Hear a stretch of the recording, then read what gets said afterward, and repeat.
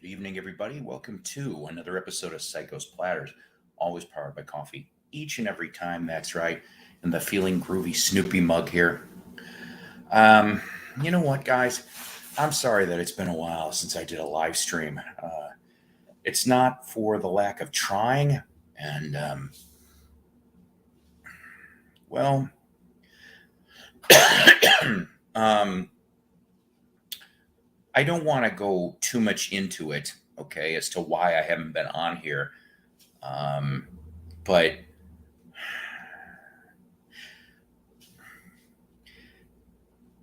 let's see if I can try to do a Cliff Note version of this, okay? Now, I appreciate the one person watching right now, considering I just got on here. Um, and I hope everybody's doing well. The thing is that over the last week or so, maybe week and a half, I've had three people that I knew die. Uh, Two of them were literally from this week, and then the other one I knew I just found out he died. It was like a delayed obituary, and I'm like, the last time I saw him, this guy was in early November. Next thing I know, I guess within 2 weeks, he was on the ventilator, and I'd say less than 30 days from that, he was dead. So this past week has not really honestly been really well. I'm sorry if I'm starting out as a Debbie Downer. That is not in the intention. I'm just trying to tell you why. Hello there. Why I haven't been on for a while. You know, I love doing these broadcasts for you guys. I think it's more for therapy for myself than it is for the education and the entertainment that I attempt to do when I'm able to do it. You know what, Tyler, I'm going to tell you something, okay? I think a lot of us out here are beginning to figure out that there's been a lot of death, there's been a lot of loss, especially in these last 2 years. But God, has it sped up in my personal world. That mixed with, and I apologize once again, I'll try to shut up here shortly about this. Thank you very much. I'm not saying this for exuding sympathy. I'm just explaining why I haven't done a broadcast for a while. So the thing is that mixed with maybe some of you people out there, experience depression on a regular basis, a semi-regular basis, whatever. And for some reason, some unexplained reason, it really hit me the last couple weeks. Really, I've told people in my personal circles about this. I'm not entirely sure what to do. Obviously, I got to get through it. It's taking me longer than I expected. This episode, I am going to personally dedicate, of course, to the memories of my late wife, Jessica, along with my belated sister, Sarah, who it was 13 years ago today for her. So we're going to dedicate this stream to them. How about that? So I'm glad to see you guys here. You know what? Let's see, Kev. Life does what life will do. It's not kind, but it rolls on. Nobody can. Ain't that the truth? You are so correct in that. And that has been being shown out in example in life over the last few weeks. So let me mention a couple. Throw yourself a curveball. Do something different in life. Actually, that's funny that you said that, because I actually did. Saturday, I still work for the same company that I work for, but I changed positions. I am no longer a cashier. That was way too stressful of a job, and I did it for 7 years. I've been with the company. It'll be 15 years in June. And I have decided, finally, after 4 months of going for this position, I now work in the division of online grocery, which means like if you order online and you come to pick it up. And I am possibly one of a few people that help to process and get your order ready so you come and get it. If you want it, here it is. Come and get it. All right. New subs. Now, I might have repeated a couple of these since the last broadcast, but you got to forgive me. noggin isn't so good anymore. So Mr. Bizarro, Happy Hippie, The Vinyl Guy, Gary's Vinyl Dungeon, Metal, Marty, Mac, T-Cat's Deep Vinyl Tracks, Embryonic Robot, and Gino Pal. Thank you all for joining the Psycho Platter Network, where my goal is to educate and entertain, and sometimes just be a goofy jackass, which is what I am sometimes. I'll admit it. But like I said, I had my first day on my new job was Saturday. I seem to like it. The system seems to be almost idiot proof. That's what I like. All right, so let's see here. There is one thing I wanted to slightly clarify, as opposed to from the last stream I announced something, and I kind of want to give more information now that I found the piece. Okay, if you are a fan of the band The Band, okay, you know, Robbie Robertson, Levon Helm Company, okay, so this was issued in the local Northwest Arkansas paper. It's called What's Up? And so it says here, historical musical moment caught on CD. So if you are a fan of the band, back in January 1965, okay, Levon Helm and the Hawks allowed a show at the Fonda Light Club, which was in Tulsa, Oklahoma, to be recorded. So believe it or not, it is that those tapes have been now put onto CD. And so just to give you a brief little story, I'm sorry about this. I'm going to be doing a little reading today. I'll put an invite on here too.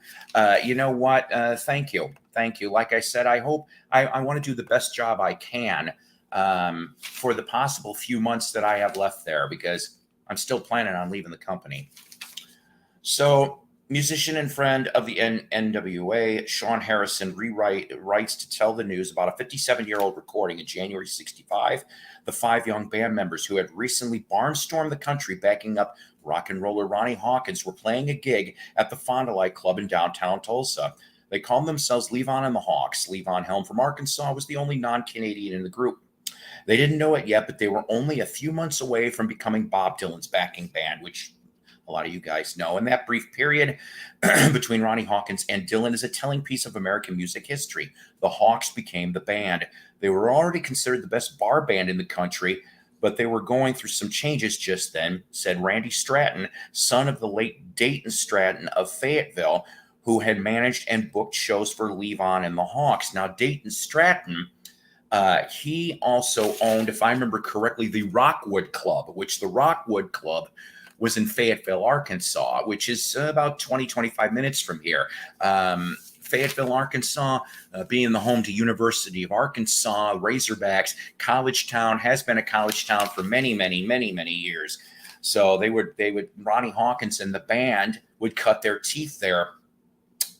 They were experimenting and working on a new sound that they would eventually morph into the band. That night in January 65 in Tulsa, Dayton Stratton granted permission to a local musician, Connolly Miller, to record the show at Fond du Lac Club. It was a rudimentary setup with a reel-to-reel woolen sock tape recorder and a couple of cheap microphones placed in the back of the room.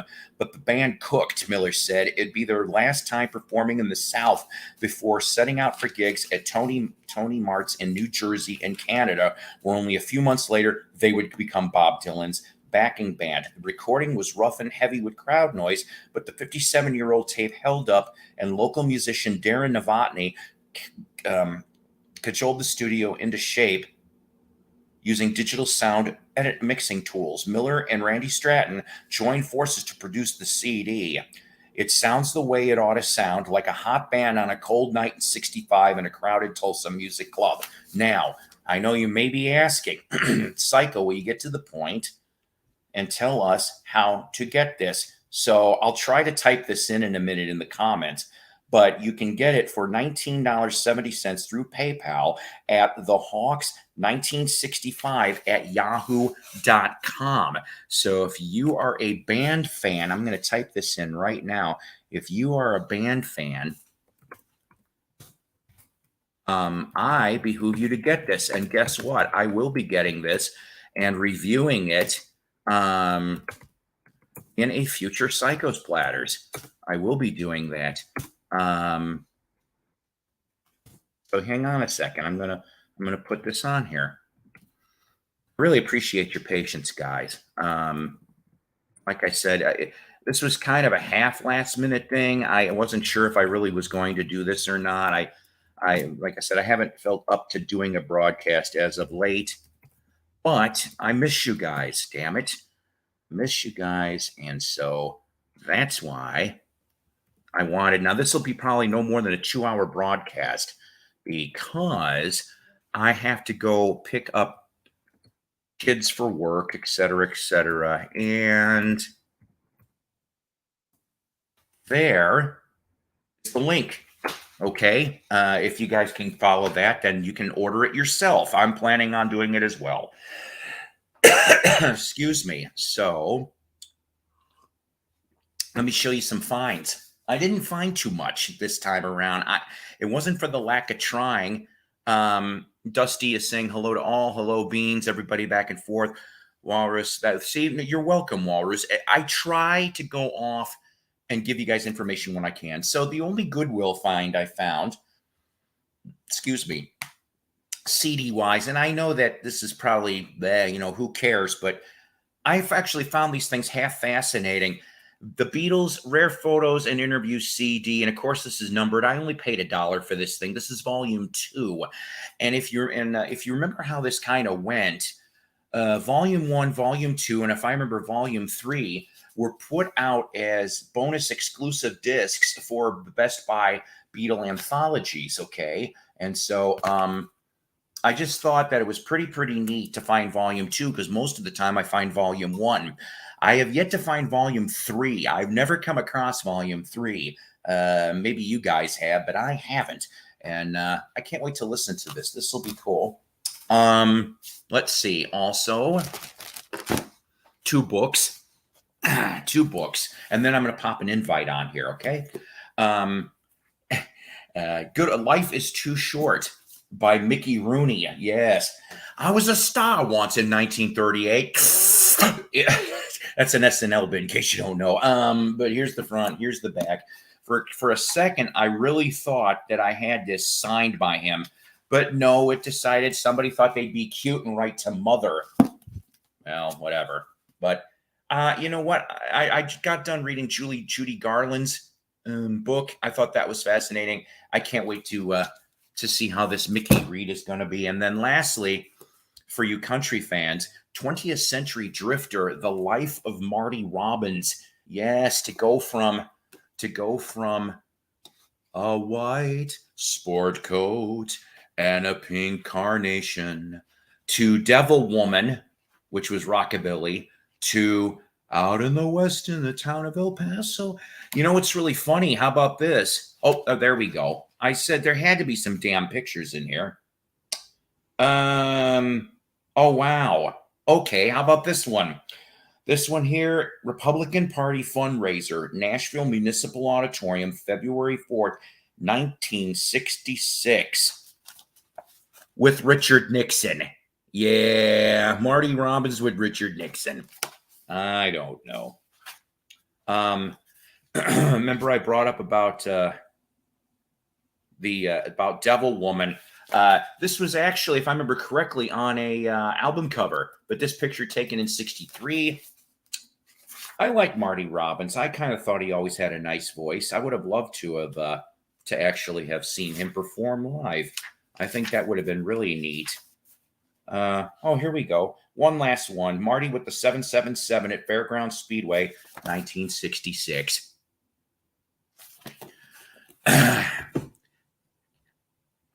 Yeah, that's right. You found me out. Could you imagine that? All right. Appreciate all you guys being up here. And if anybody cares to come on up for a little while, let's do it. Let's have some fun. But because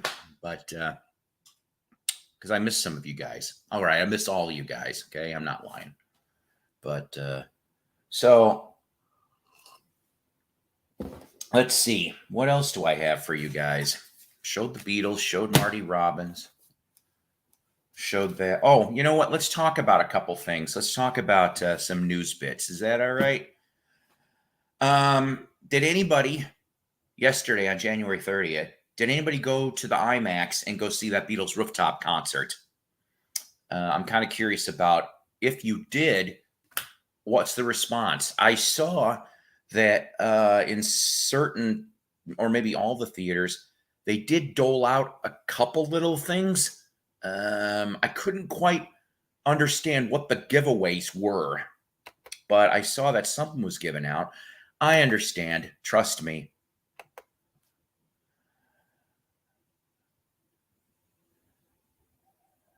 Hey, it's not what's his name anymore. Now it's Kathy Radka. Because I can't remember who it was that used to tell me all that, you know what, we deserve those 2022. We better get those damn remasters. We just better. So if any of you guys saw the IMAX, the rooftop concert, let me know about that bit. Some Rust in Peace ones, of course, because we're playing catch up here. Of course, the most recent, Howard Hessman, a.k.a. Johnny Fever, on WKRP in Cincinnati. God, you know, I did not know he was 81. Okay, I did not know he was 81 years old. I mean, I remember seeing him in stuff on TV like in the late 60s. So I guess maybe I should have figured out he was up in his 80s, but it just kind of threw me for a loop. I don't know how you guys felt about WKRP in Cincinnati. It was on for like 78 to 82. Yeah, you know what, Dave? Seriously, I will be probably getting the Get Back documentary on Blu-ray. I finally have a Blu-ray machine to play Blu-ray, so that'll be nice. So I'll be getting that stuff. Unfortunately, I'd like to know kind of why they half lied to us, and I know you're like, half lied. Well, because even though they are putting out the 8 hours worth of material, I cannot remember who in an interview shortly before the contents were released said that there could be bonus material. That would have been really nice. You can't tell me there wasn't some bonus material that they could have thrown onto a disc. Wouldn't have hurt that much. Hi, Kev. How you doing today?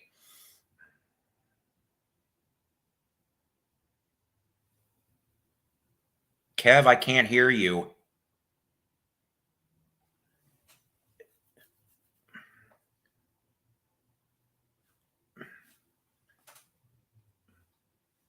Let's try that. Hopefully, Kev, come on back. Okay, come on back. Maybe I know it's not. I know it's not me. I don't have. I would never cut anybody's mic off. So maybe he can try again in a minute or two. Obviously, his picture was great. You could see that. Just the sound wasn't working. Excuse me. I'm sorry. So, yeah, God, if I remember correctly, and I'm sorry, I don't have the materials on me in front of me, Tyler. I want to say it's March. I think the stuff's coming out in March. It's going to be Blu-ray and DVD. But like I said, I'm going to snag the Blu-ray. I don't, yeah, but I really wish they would have thrown the extra material, you know, even if it was just like another 30 minutes or an hour, you know, it didn't have to be all edited or you know, done perfectly. Hi, Kev. Hello? There you go. There you we go. Okay. There you go. Yeah, those stupid audio fucking tech gremlins, I'll tell you, they really like to get you. I ought to know. How you doing? Not too bad. Good. That's good. You know, Kev, I don't know if you and anybody else out here in the audience is going to understand the concept that I came up with over the last, I don't know, few months. I kind of told some of my closest friends, you know what?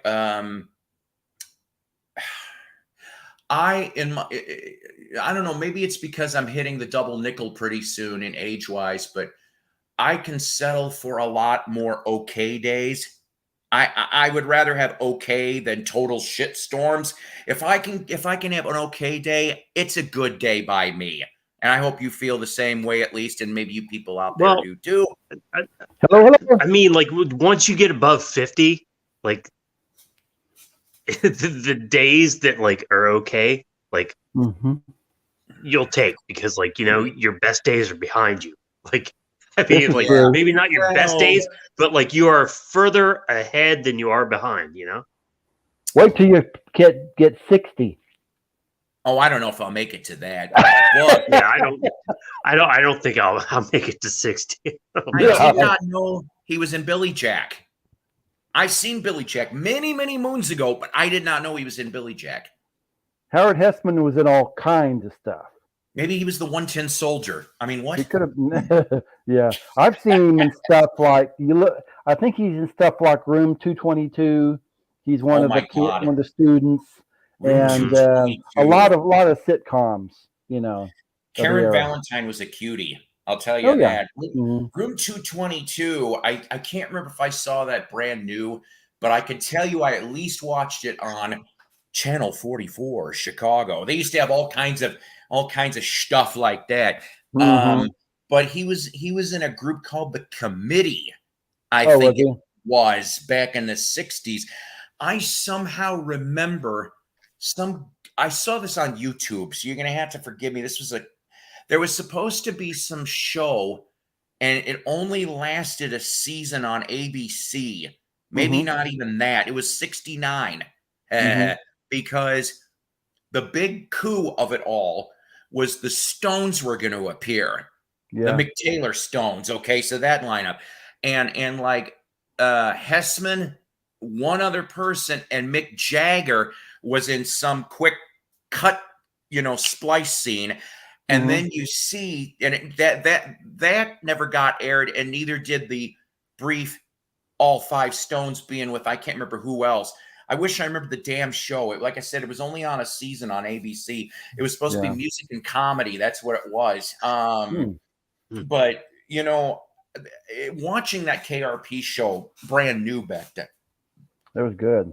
Yeah. And that they took a lot of the stuff was loosely based on real stories that Mhm. happened out in the field. And if not listening under the covers at night with a flashlight and a comic book and listening to my transistor so I didn't wake up anybody in the house wanted me to be in radio, it was watching Dr. Johnny Fever. Oh, and before we go any further, Booger. Yeah. Well, see, I that had to show throw was that on in. the air in the 80s. I was a disc jockey back then, so I kind of stole a few of his mannerisms and a few of his, Haley stuff. I would have So, listened every day. I would, if it was a real fucking station, I would have been listening every. I would have ripped the knob off and never left KRP. And let's not forget like Tim Reed starring as oh yeah, Venus Flytrap. Flytrap, yeah. Venus Flytrap. Matter of fact, at my station, we had a black guy that worked weekends that reminded me of Venus Flytrap. So, we're not, Oh man. And you got Les Nessman. a nerdy news guy. We had a nerdy news Tarleton, guy. like Those suits. Sexy my God, secretary. hell. polyester. Yeah. Where did they polyester, like buy those suits? I'm just like, one of them's got to be in some museum. One of those Herb Tarlick suits. And we have Lonnie Anderson too. Yes, Lonnie Anderson. But you know what? Okay, kids. I thought Bailey was cute, but that was me. Bailey was hot. Yeah, I would rather have had Bailey than Lonnie Anderson. Now, did you ever remember seeing the new WKRP? Yes. Oh, it was yeah. on VH1 for a couple of seasons. A lot of new people. Yeah. Right. And the thing is, I feel so stupid because how I missed that originally in the early 90s. Yeah. Threw me for a loop. I think it might have been VH1, Jeff. I'm glad you brought that up. Is how I found out about its existence. And I'm going, that was not really a bad show. It really wasn't. I think it wasn't bad at all. And it ran for quite a while, Yeah. Probably longer than it should have, Yeah, I mean, from what I heard, there was some behind the scenes shit because it only was on 2 seasons, the new one, and they were getting ready, like the syndicators were all like, all right, roll up for season 3. Yeah. And something happened behind the scenes as to why season 3 never got made. So, commune hippies, huh? Groovy Lisa. Yeah. He was one of those hippies, those Berkeley hippies. Howard Heston used to say. Yeah. So. No hoops. Actually, it was just January 2019. But I take off that day every year. Which is what I did Friday. I took off Friday, and for part of the day, I just went through the old photo album, and of course, like I said previously, her urn is in my room. Okay, so let's see. So rest in peace, Johnny Fever. Now I'm going. Like I said, I haven't been on for over a week, so I'm playing catch up. Of course, rest in peace, Meatloaf. Oh boy, I'm just like, oh yeah, that's right. Head of the class. Oh yeah, he was the head of the class. Head of the class. Like that ran for like what, like 3-4 seasons with him. Yeah. Because didn't they leave and they ended up Billy Connolly. Yeah. What a strange replacement. I'm like, what? I'm like, I turned it off after he ended up on. I'm like, I said, I ain't in the mood for that. I'll tell you what, though, like being a huge like Jerry Rafferty fan, like I love Billy Connolly, like because of the Humble Bums and all that stuff. You know, I like the Humble Bumps. I've got a Humble Bump album. I love it that he's in that. Thank you, Kev, because that's funny. You must have been thinking, telepathically of what I was thinking, because that's exactly what I was going to go on that. But with Meatloaf, I mean, from what I'm led to believe, he had a shit ton of health problems. My buddy Scott got to meet him last fall because he did one of his last Comic-Con appearances. I think it was C2E2 was what it was in Chicago, they call it. And the funny part about it is that he did not bring any albums or anything. He brought posters and DVD covers for Meat to sign.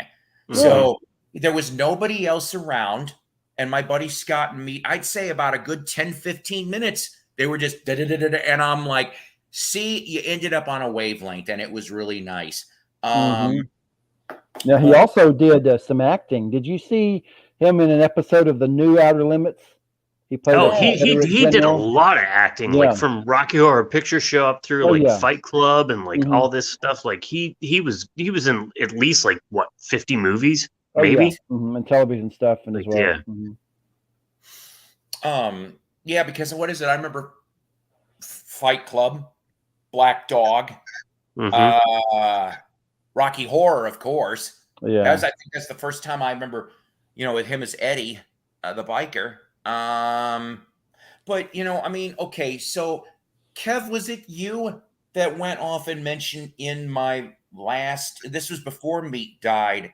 That your favorite albums were Bat and Dead Ringer? No. It wasn't not even close. Okay. No. Okay. Not even close. I don't know who told me that in the peanut gallery. I tried listening to Dead Ringer. I swear I didn't like any of it. And I'm just like, oh boy. And then I tried the next album after Dead Ringer, and I didn't like that either. And I'm going, uh-oh. And so I haven't gone through all the discography. I have Bat Out of Hell somewhere in the damn collection. I've got 2 on CD, but I never got it on vinyl because that would be 90. Shit, when did Bat 2 come out? 93. So chances are it wasn't vinyl in the States, but maybe in Europe. But I mean, I remember Bat 2 being played all over the radio, and I'm like, okay. Bat 3 was like his only #1 album, I mean, the original Bat Out of Hell like reached number 14, but it sold like a gajillion copies over the years. But like Bat 2 like was like #1, like with a #1 single with "I Would Do Anything for Love." Yeah. I'll tell you, he was sure good for the operatic histrionics. The thing is that, and I remember reading a little behind the scenes story in regards to how Bat was when it first came out. Like you said, it didn't do real well in the States. It was funny because in the 77, it was more popular in Canada and Australia. And for some reason, the head of Epic Records in America was like, they weren't going to push it. And then they saw that Canada was playing it. And then, help me out a little bit here, guys. There's a radio station it's Canadian, but it's like in Windsor. And so like that's north of Detroit, if I remember correctly. Mm-hmm. And that's the station that pumped it back down here. And Detroit started picking up, and then everybody started picking it up, and they're like, oh shit, we better do something about this. Yeah. And that's how it ended up. 42 million copies worldwide last time I checked. No, you know what? Like that's ridiculous that album was that huge here in the States, where like it only reached number like I think 14 on the charts. Right. But it's one of the biggest selling albums of all time. Doc, you know? Doc, where are you, Doc? Doc knows exactly. Yeah, where's Doc when we need you? Yeah. But yeah. So and then the last album that he put out was in 2016, which I never heard that one. And then of course Steinman died. I think it was, I can't remember if it was when that album was being made or something. I could be wrong on that. And that's why, that's the thing. I think he died in 2020. Did he? Okay, then I don't understand why Steinman wasn't on it. I'd like to see a real good book if there isn't one out already. And if there is a good book out on this, put it in the comments, please. In a good book about, now I know Meatloaf did a book, okay, but I'm talking about not only Meatloaf, but the Jim Steinman, the connection of those two and how sort of dysfunctional that damn thing sounds like. It was like each one was taking turns at being a diva at one point or another. And if I remember right, and if I'm wrong, please tell me, the Jim Steinman album Bad for Good, which I think came out in 80. Am I right on this? I don't know. That was supposed to be a album. Yeah, that was supposed to be the follow-up to Bat Out of Hell. And it's really weird. Until Meat lost his voice. No shit, right? Talk about psychological stuff like that. But so yeah, Meatloaf. And then let's see here. I also wrote down Fred Paris from the Five Satins because I like a good doo-wop record. I always loved In the Still of the Night. And then I wrote Ronnie Spector. Yeah. Which and plus, like, let's not forget Louis Anderson, great comedian, Louis Anderson. Okay, I'm going to tell you something about Louis. He always. I don't know if you were being. I don't know if you're being truthful or sarcastic on that last bit, Kevin. No, like I love early Louis. Really, yeah. Look, he always gave me the creeps. Louis always just had that creep factor, and I'm like, I couldn't like him. And the last time, of course, I saw him on there, and I bet you when we were flipping channels on the TV, you'd come across, what's that game show? There was like 5 or 6 washed up comics. John Lovitz was always on there. Louis Anderson was on there. Byron Allen was on there. You know what I'm talking about. It was some syndicated game show. Funny you should ask. That's what the hell it was called. That's the last time I saw Louis Anderson. And I said, I said, he does not look well. Yeah, neither did Lovitz, though, but that's a completely different that's a whole different subject. Yeah. But the first couple of Louis Anderson stand-up specials from like 85, 86 were great. Which are on YouTube. You guys want to go check them out? On YouTube, yes. I may go check out one of them again because Kev, I probably watched that shit. I remember that when. So this will make some people laugh probably, but in the summer of 80, so a lot of things happened in the summer of 80 in my life. Number one, I moved, I changed schools, whole new landscape. Nobody knew me. I loved it. Second thing, we got something called a microwave into our household. Third thing, we got a video cassette recorder. Oh, yeah. And that one before I did. And fourth thing, something called cable TV. And of course, we had HBO like everyone else did.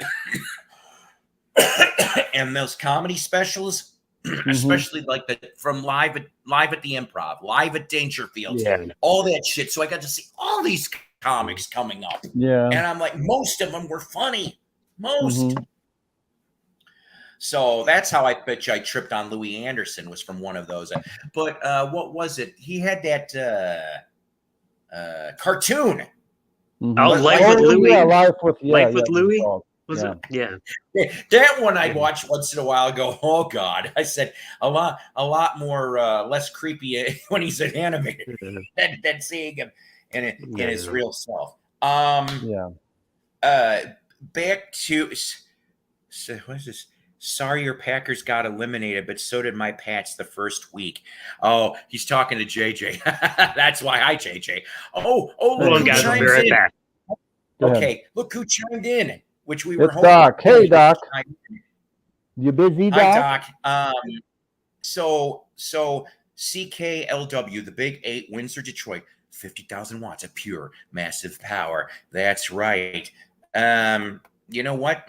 If you got a few minutes, get yourself up here, Mr. Dawkins. I would love to see you. Excuse me. Thank you, Walrus. Yes, that's correct. I knew there was somebody missing. Don Wilson from the Ventures. And by the way, now that Don died, the Ventures are technically a tribute band because I cannot remember his name. They have one member that has only been with them since 80. So all the original Ventures are dead. And big in Japan, huge. They were huge in Japan. I remember reading that. Oh, look at you, CKLW. See, when I lived in Chicagoland, I don't understand why I couldn't pick up too much Canadian radio. I didn't start picking up Canadian radio until the 90s, okay? And I barely remember Chum. I could pick up Chum radio.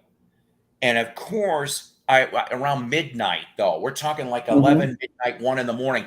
That's when I could pick it up. Okay. So like I said, I was maybe about 10 minutes away from the Wisconsin border. So that's your guess as to distance. Okay. And so what would make it more amusing to me was I would hear, this is the CBC, Canadian Broadcasting Company. And they'd mention the weather, -5 Celsius, and I'm like, oh, fuck me. I said, now I know I'm listening to Canadian radio because I'm like, I don't know Celsius from a damn Fahrenheit. So, hi, Dave.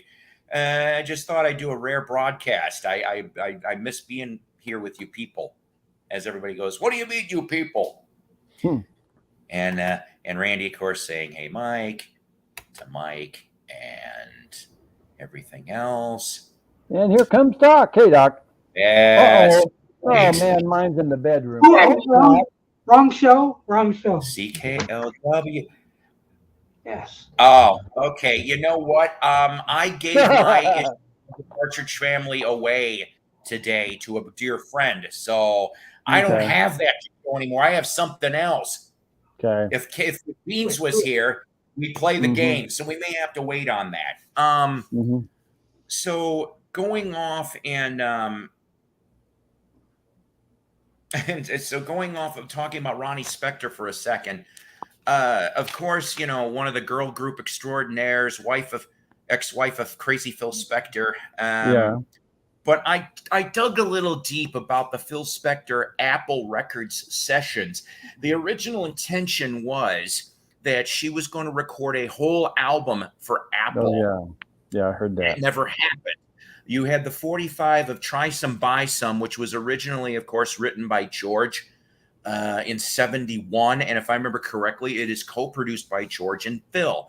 Now, saying that, that month that 45 is recorded, and I'm sorry, I don't have those facts in front of me, but in 71, they went off and They recorded supposedly anywhere from 4 to 5 songs for this Apple album session.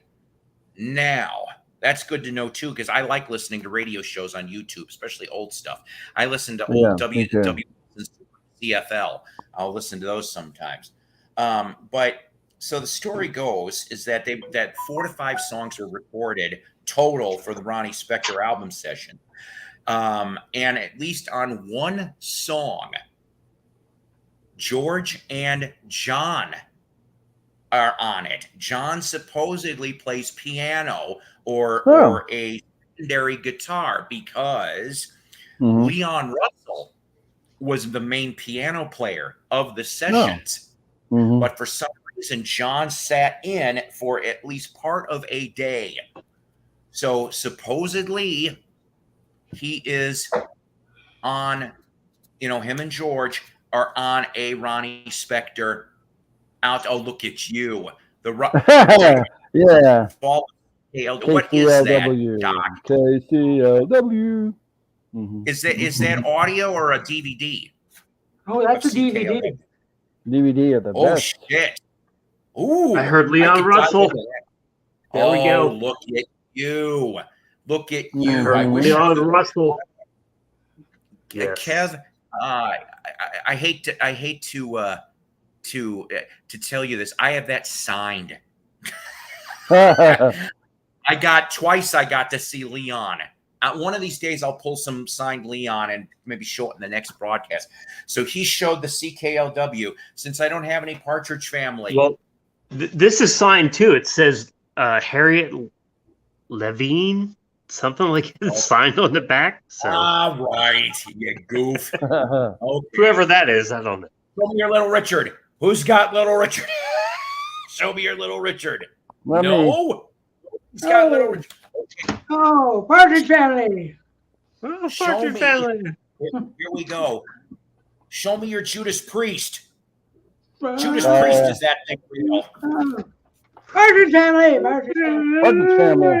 Partridge Family. All right. Well, the CD I just got, The Association.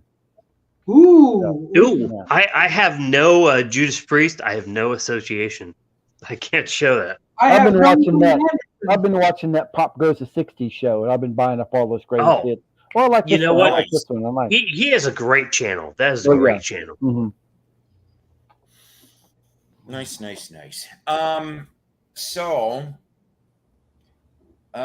Okay. I have one other interesting thing I want to bring up. Okay. And once again, this will involve Paul reading from a book, unfortunately, but I think you guys might like it. Let me get some coffee, and I'm going to tell you a story. And it's about the book. It's a story. Uncle Paul's going to tell us a story. And his story. Okay, boys and girls. That's right, everybody. Uncle Paul's here. Uncle Paul. Uncle Paul and his bedtime story. Uncle Paul is here with another true story. Come on, listen, Uncle Paul. Story time with Uncle Paul. Yeah. All right. I'm going to make myself big here for this because it's story time, ladies and gentlemen. And the story today, which is based out of this book. Okay. Do I look distinguished? I don't see the book. It is out of this book that I am currently reading from Dina Martin. Memories are made of this. Okay. Daughter of Dean. You know what, Paul? You look really smart with those glasses on. I'll tell you, you do. See, distinguished. Distinguished. I'm not saying you look dumb before, but you look really smart. There you go. Okay, so here we go. Page 163. We are in 1968. Okay. So I will try to do the best I can. I don't want to bore you guys, but this is where, ladies and gentlemen, we go off and we tell of the story of the connection between Dina Martin and Charlie Manson. Yes. Yes, hang on. Okay. So page 163, ladies and gentlemen. Uncle Polly's story time. Deciding I needed my own space when I returned from the tour, because she was on a brief tour involving a play that she was in with George Hamilton, who was a new actor at the time. Yeah. He's been with Deciding everybody. I needed my own space when I returned from the tour, I made the huge decision to leave Mountain Drive. That was the Martin residence of Dean Martin and Gene and all the other kids. It felt like a giant leap emotionally, and one I wasn't entirely sure I was ready for, but I left the house full of younger kids, all going through the pains of teenage life. I ended up with myself in an apartment, the Barrington Plaza in Westwood. This is California, of course, which Dad helped me pay for. Packing up my belongings is a tell Dad I'll call. I told her, wishing he was there to wave me off. I started dating. Here we go here. I started dating Terry Melcher, one of Claudia's old flames.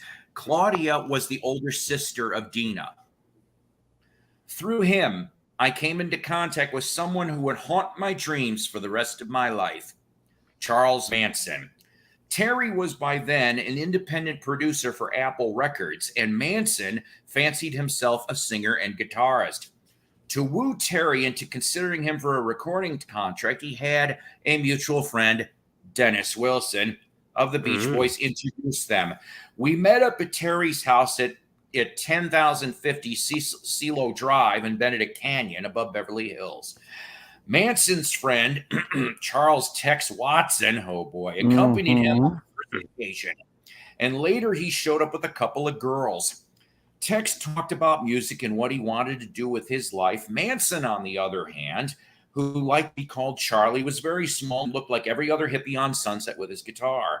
Sitting on the floor one day and listening to him sing and play, my eyes were drawn to a ring he was wearing on his little finger. Here, he told me, sliding it off and handing it to me, I want you to have this. Before I could object, he pressed it into my hand, adding, "You're Dean Martin's daughter, aren't you?" I looked down at the band with unusual Indian symbols engraved on it and nodded, "Thank you," I said, and slipped the ring on. Hang on. Next part. I bookmarked everything.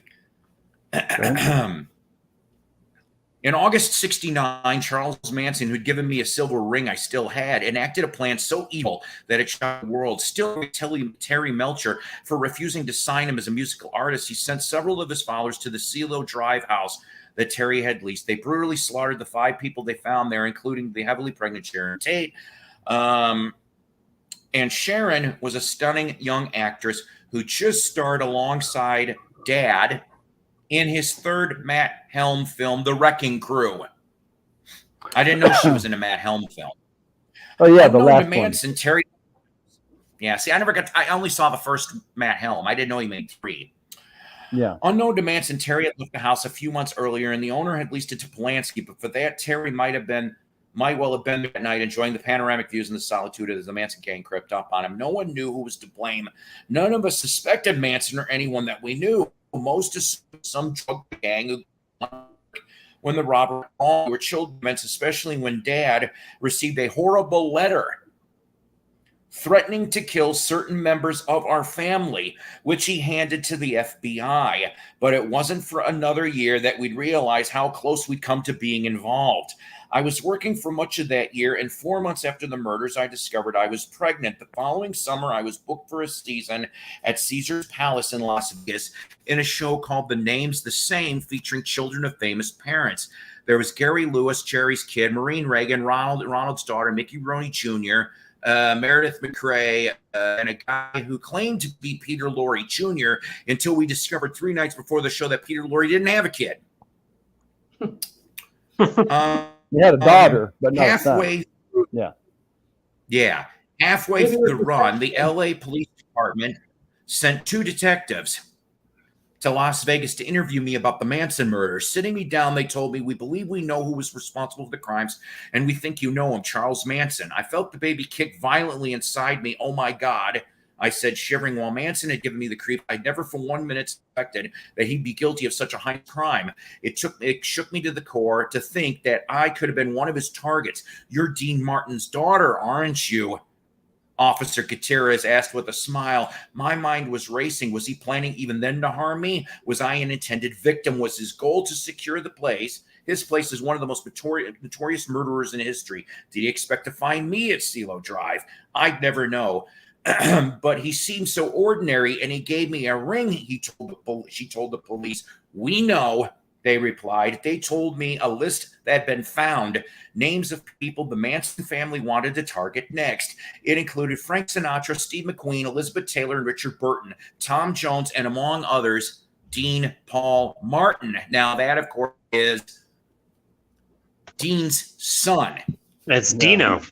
Yeah, the one that got Dino. killed in a plane crash, I believe. Yes, very good. Was I on the list? She asked, trembling. The two detectives didn't answer. We'd like to ask you about these people. One of them said instead, rapidly changing the subject. He threw a batch of crime scene photos onto the table in front of me, and I was suddenly confronted with the bloody scenes of CeeLo Drive. Feeling faint, I pushed him away. I don't think you should be showing me these in my condition, I said, my hand protectively across my stomach. How often did you go up to Manson Family Ranch, they asked. Never, I replied. Manson said you did with Sandra D. I looked at them aghast. Me and Sandra D. I almost laughed. No, I only ever met him at CeeLo Drive 2 or 3 times with a guy named Tex and a girl named Squeaky. Uh-oh. Squeaky. Yeah. Lynette. There you go. That was Lynette. There you go. Yeah. If you a ring. I guess he thought it was a cool thing to do, seeing who my dad was. Terry Melcher was horrified that I'd been questioned and cut a deal with the DA, Vincent Bogolosi. I know I'm butchering that, sorry. So that I wouldn't have to testify at Manson's trial. Dina had nothing to do with this, he told him. She's pregnant and shouldn't be upset. Dad was shocked and disgusted that I even met Manson. When he found out he demanded police protection for all of us, he telephoned me and then yeah, that was pretty much it on that. Oh, wait a minute. We were good kids, and our contact with Manson and his followers were just purely accidental. I knew that beneath his anger, I was just being a concerned parent. It was the first time I'd seen him really worried for us. I was touched. In the end, I was only asked to give evidence at Tex Watson's trial at the Superior Court. Terrified, I had to stand up in court and identify one of the chief perpetrators in one of the most hideous crimes in American history. He looks kind of different now, I said, speaking so softly they had to ask me to raise my voice. The man I met over at the house on CeeLo Drive had long hair and was much heavier than the man there. As Tex's eyes came up to meet mine, I couldn't help shivering as I thought of the 7 people who had been brutally murdered. That's it. End of story time. So, see, last stream, we talked about Bobby Fuller and how in his little world of El Paso, Texas, he met Sharon Tate. He comes to L.A., gets his hair done by Jay Sebring, and whoever the other person is that co-owned that hair parlor with Sebring, who'd end up dead too. And then somebody went off and said in the last stream that it couldn't have been Charles Manson, who was asking for guitar lessons from either Bobby Fuller or Bobby Fuller's guitar player, because Manson was in prison till March of 67. Which, yes, that could. Either it was spoken wrong by me, or also in that book that I mentioned, which I don't have it on me. I think Tex Watson also could have asked for guitar lessons, so it was one or the other. And that's still creepy though. But what does it prove? It's a small fucking world, kids. It's a small world. Especially in Hollywood. Yeah. No kid. Stuff, yeah. Creep shit.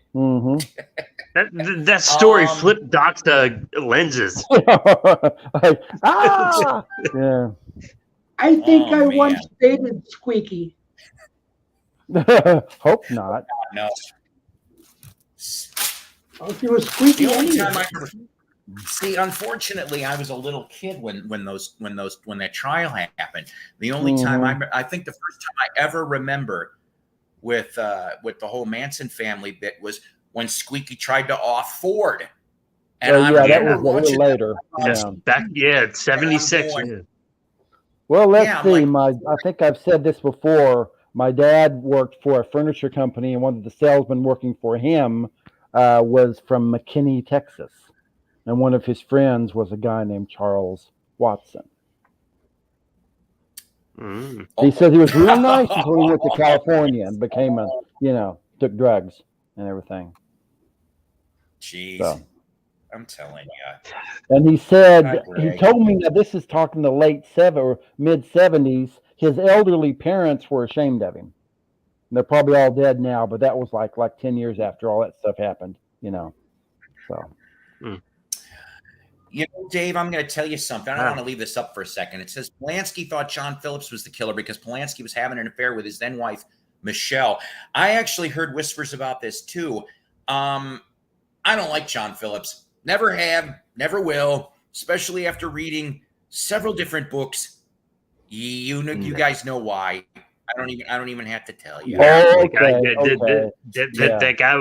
guy was a piece of shit. Like, seriously. Yeah. Yep. Oh, now I know what what's you're really talking funny? about. I forgot to mention this. That it was either Dina or her older sister. I can't remember which. I'm sorry. Briefly dated Denny Doherty from the Mamas and the Papas. Okay. There you go. Yeah, that was mentioned like a chapter before. And Denny Doherty said too, memories are made of this. Everybody's dead except for the one there. Yeah. I like Dean Martin. That was one of the things, the Dean Martin roasts. I got to see some of those brand new, and I'm like, oh my God. I only understood half the humor, but it was still damn funny.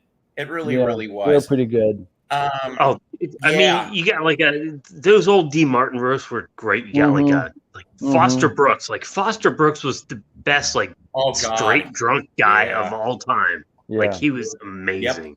Yep. Much better than Louis Anderson. Yeah, a lot better than Louis Anderson. Yeah. Yeah. Oh yeah. I could put up with several hours of Foster Brooks over Louis Anderson any day of the week. Mm-hmm. But I could. He had all these.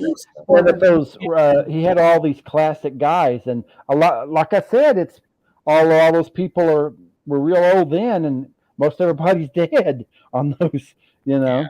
On those roasts. I would have rather met this guy from the Rat Pack than anybody else. Seriously. Yeah. Frank was okay. Sammy was okay. Let me meet Dean for a minute. That's all. And I would never fucking ask him about Jerry Lewis. I'd shut my mouth on that. I'm like, glad to meet you, sir. You have an excellent voice. I love your Westerns.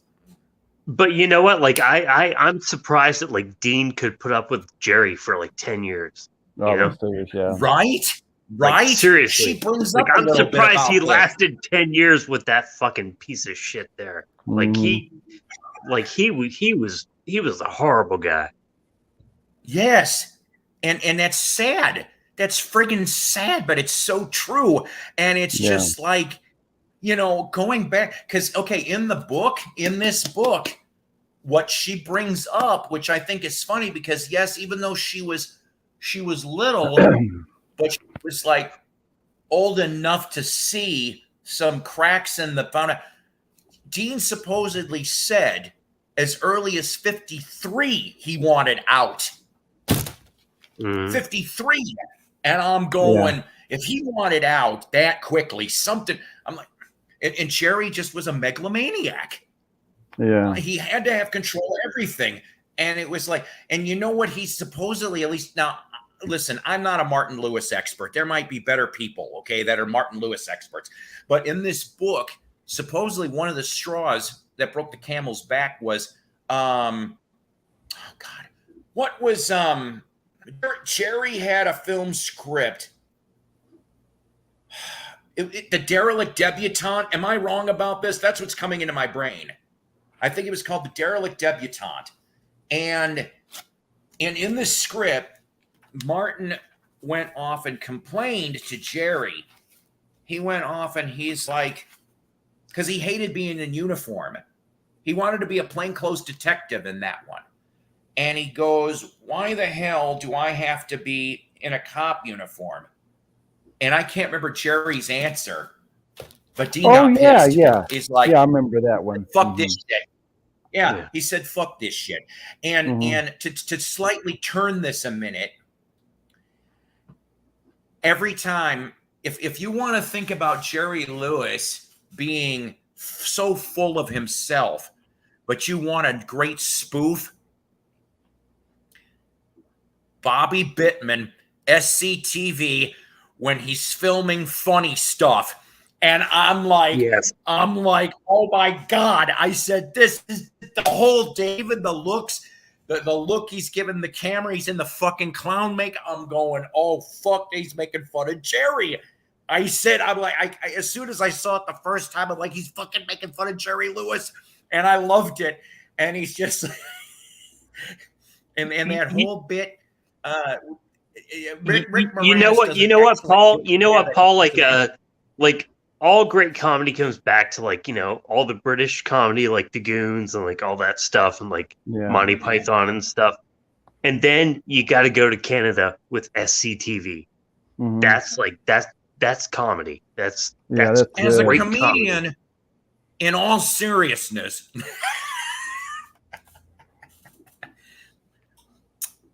I always love that. Ooh. Hell, how are ya? You got Eugene Levy, Joe Flaherty, like all those guys. Like Dave Thomas. Where I lived, they showed SCTV after Saturday Night Live, and it was actually better. Yeah. Yeah. It was a better show. But so. I think so. Yeah. The earlier one. Okay, so you know what?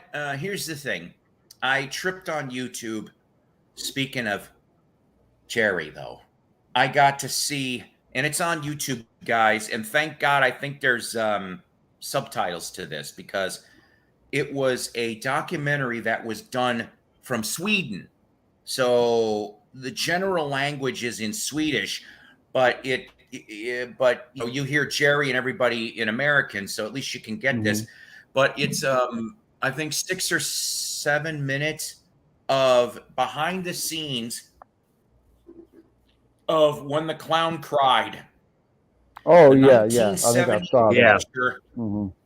And I'm going, and supposedly in 2024, there'll be one showing at the Library of Congress. And I'm going, I want to see this damn thing. I do now, because I'm like, I know I'm in for a shit show because I heard how it ends. What a depressing, and the whole thing is depressing, but I want to see the damn thing. I just want to see it. Harry Shearer saw it. He was one of a few that saw a bootleg. Actually saw it. I guess like didn't Harry like actually see it with Jerry? Like I think he might have seen it with Jerry. But I mean, like, I can't imagine. And that was part of like the archives that like, Jerry Lewis like donated, that like that would be released at a certain date, The Real Boy's good. The Ladies Man's pretty good. It wasn't even shown in a Jerry Lewis theater. No. No. The Jerry Lewis Theater. Yeah, I know about that bit. Right. He's been around that long. Speaking of people that were like, I saw a picture and it's going around Facebook, but a young Bob Saget in 1972 meeting Larry Fine. With Larry, I saw that one. And I'm just never saw that picture before. I can't stand Bob Saget, but that picture was awesome. I wish that I see, this is the thing. I've always said this, and I'll continue to say this. I was born in the wrong time frame. I should have been born at least in the 50s, not the 60s, because I would have been one of those ones that would have gone to that motion picture home where Larry was and be like, sir, you are one of the funniest men ever. Oh, Kev, what the fuck are you doing, Kev? This isn't fair. I don't know where my Partridge Family shit is. Fine. Oh, got Gidget too. Yeah, there you go. I see that. Fine. Sorry. Bewitched. That'll teach me. Yeah. That'll teach me. May the living spirit of Jeremy, whatever the fuck his last name is, come back to haunt you when he does die. Oh, Jeremy. The first drummer. Yeah, him. Jeremy. Yeah. May his spirit come back to haunt you when he eventually dies. That's right. That's right. Why doesn't And anybody ever get an interview with Jeremy Gilwax? Yes. Where is Jeremy Gilwax? God, it's funny you bring that up. I'm guessing a trailer somewhere in the Midwest. I don't know. Maybe. Isn't that where the girl from now you got me wondering. Yeah, she died in a trailer. Aaron Moran. Aaron Moran. Oh yeah, Aaron Moran. Yeah. Yeah, and one member of the 8 is Enough cast also died in a trailer. Yeah. Didn't Dana Plato die in a trailer too? Dana Plato died like in a RV. Like, in Oklahoma City. Drug overdose. Oh, yeah. I'm sorry, my bad. I am so sorry. My apologies to Kimberly. To Kimberly. I almost had a chance to meet her once. I don't know if I told that story or not. There was a very strange. Tell that story. Kimberly who? Hold on a minute. Yeah, put those glasses back on. Put those glasses back on. Story time with Uncle Paul. With Uncle Paul. Okay, boys and girls. What I'm trying to do. You think people had a chance to see Plato at a straight? We can't call it a Comic Con because it was an adult con. It was mixed with porn stars and other weird things. And she died 10 days before the convention.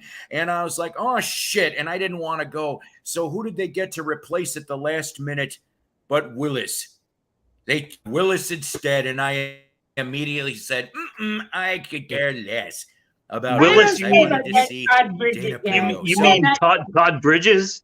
Todd Bridges. That's right. We can't get Dana Plato because he's dead now. So let's get Todd Bridges. Yeah, it was like a Weekend at Bernie thing. They took Dana Plato and stapled him. He would have been better. Yeah, Conrad Bain. Then I would have talked to him about Maude and all that other stuff. God will get what you for that, Walter. And then there's Maude. And then there's Maude. Yeah, Todd Bridges actually worked at a Chicago radio station. I don't know if anybody remembers. He's still on the air somewhere, but Mancow Muller. Okay, Mancow was very big in Chicago in the 90s, all right? And so Todd Bridges got out of rehab and somehow landed. If I remember correctly, I think the radio station was 103.5 out of Chicago or something. But Mancow was the morning show. And Todd Bridges, I think, lasted close to a year. He was the sports guy. Oh, and it was really funny because during that time, so you had Todd Bridges on Mancow's show, and at that time, Danny Bonaducci had an afternoon show on the Loop, AM 1000. So it was you had Teen Idol against Teen Idol, and there was two celebrity benefit boxing matches that happened during the time with him on the Loop. Danny went up against Donny Osmond. There's video of that somewhere.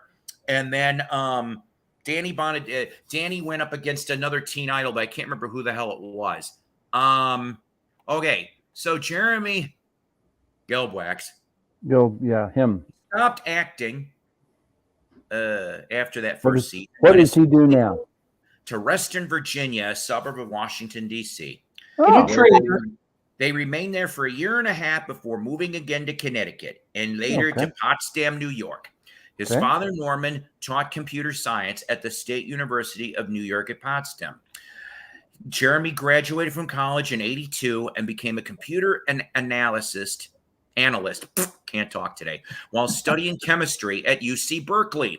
He worked in the computer industry until 99, studied business at Columbia University, and became a management consultant. Wow. He married Patricia Palander and moved to New Orleans, where he works as a business and tech planner. So he's in the business. There he is. And he was once on that one show. Yeah, and he didn't bite anybody ever since. No, ever since. Not a long time ago. Good for Jeremy. Mm-hmm. He stopped biting. Yeah. Battle of the Network Stars, Greg said. Oh my God, Battle of the Network Stars. I thought that Danny Bonaducci did a boxing match with one of the guys from Welcome Back, Kotter. The guy who was Horseshack. That could be it. You might be right on that. And I think Danny Bonaducci beat the second out of him. Well, that'd be kind of obvious. Ron Palillo. Well, yeah. He's a little guy. He's dead now, but he was a little guy. Yeah. So. Yeah. That's nice about these tokens that I can go into another page while I'm still on camera with you guys. So let's see what it says here under Danny Bonaducci celebrity boxing pages, because that's what I'm looking for. Yeah. My internet is slow today, so you'll have to be on fat. Versus Donnie Osmond, 17th of January, 1994. Ooh, it's an anniversary. The fight. Yes. And who won? According to ESPN.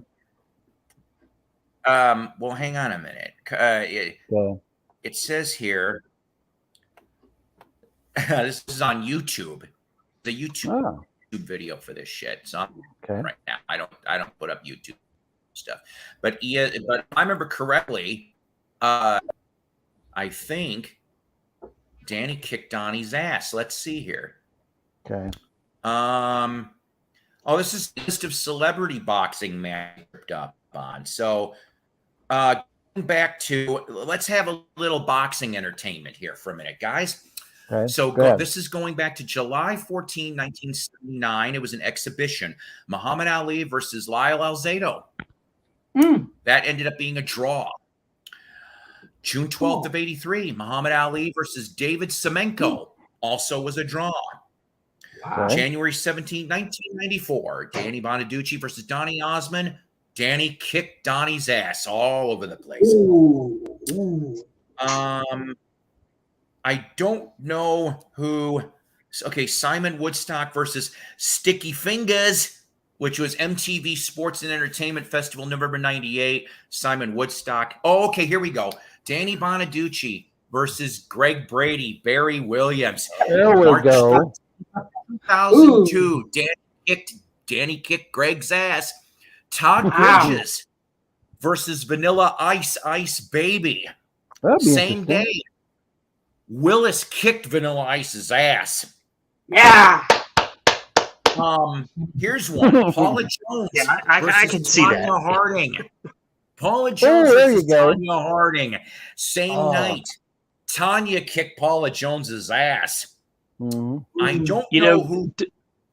Tanya's a hard ass. She's a hard ass. Yeah. She is. Like, if you've seen anything she's ever been in, like she's in there to win it, you know? You guys are going to have to help me on this. I don't know who Darva Conger versus Olga Korbut. Oh, Olga Korbut was a gymnast. Conger kicked Korbut's ass. Oh, really? Okay. Olga Korbut was a gymnast in the 70s. May 22nd of 02, same night. Screech, Dustin Diamond from Saved by the Bell versus Horseshack. It was him instead of Danny Bonaducci. Okay, Screech kicked Horseshack's ass. Yeah. You know what? God rest both their souls. They're both both of them are dead. That's right. Manute Bol, same night, versus the Fridge, William Perry. Manute beat the Fridge's ass. Wow. Oh, I didn't know this happened. Same night.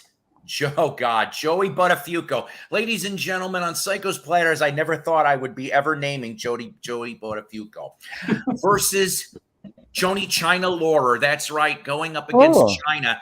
Okay. Would you believe Joey kicked China's ass? No. No, I know, that I surprised me can. too. Like at that point, like China was well going with like the Yeah, Bills. she and, like, was. she was- Yeah, May Yeah, 2002, pretty. that one. That can't be right. Ricky Gervais versus Grant Bovey in 02. Ricky won. Okay. Celebrity Boxing for Sport Relief July of 02. I don't know who Bob Mortimer versus Les Dennis. Mortimer I know took who it. they are. No. 2004 Ben Fogle versus Sid Owen. Ben Fogle took it. Jack He was a Osborne. celebrity. He was bottom of the Oh, barrel. Jack Osborne. Yeah, I Okay. have no July of clue who these 06. people are. Like, come on. Yeah, I Jack know who he Osborne is. versus Bradley McIntosh. Jack Osborne won. I don't know who Bradley McIntosh is, but I know Who who. did Louis Anderson fight? Yeah. We're not there yet. Dolph Lundgren. Diabetes. That's what he fought. Yeah, that's what he did. Yeah. Dolph Lundgren versus Oleg And he lost. Tokarov. King of the Ring, Russia 07. Tokarov beat Dolph's ass. Okay. Okay, here we go. War at the Shore, July 2008. I don't know who Vi Sikahama is versus Jose Canseco. Sikahama beat Jose's ass. Oh, I love the name of these like battles, like War at the Shore. Yeah. You know, it's like, Next, Bonaducci versus Canseco, Supremacy, 25th January 2009. Wow. It was a draw. Oh, okay. Bonaducci is undefeated. Yeah. Rodney King Oh. versus Simon Oad, September 09. Rodney beat the shit out of Simon. Yeah, Rodney King's also no longer with us. Yep. Jose He couldn't get Canseco along. versus Todd Poulton. November 09, Jose beat Todd's ass. Shaquille O'Neal versus Shane Mosley. It was called Shaq versus 2010. Shane beat Shaq's ass. wow. Jose Canseco came back in November 11 for Celebrity Fight Night against Tarek Salihi.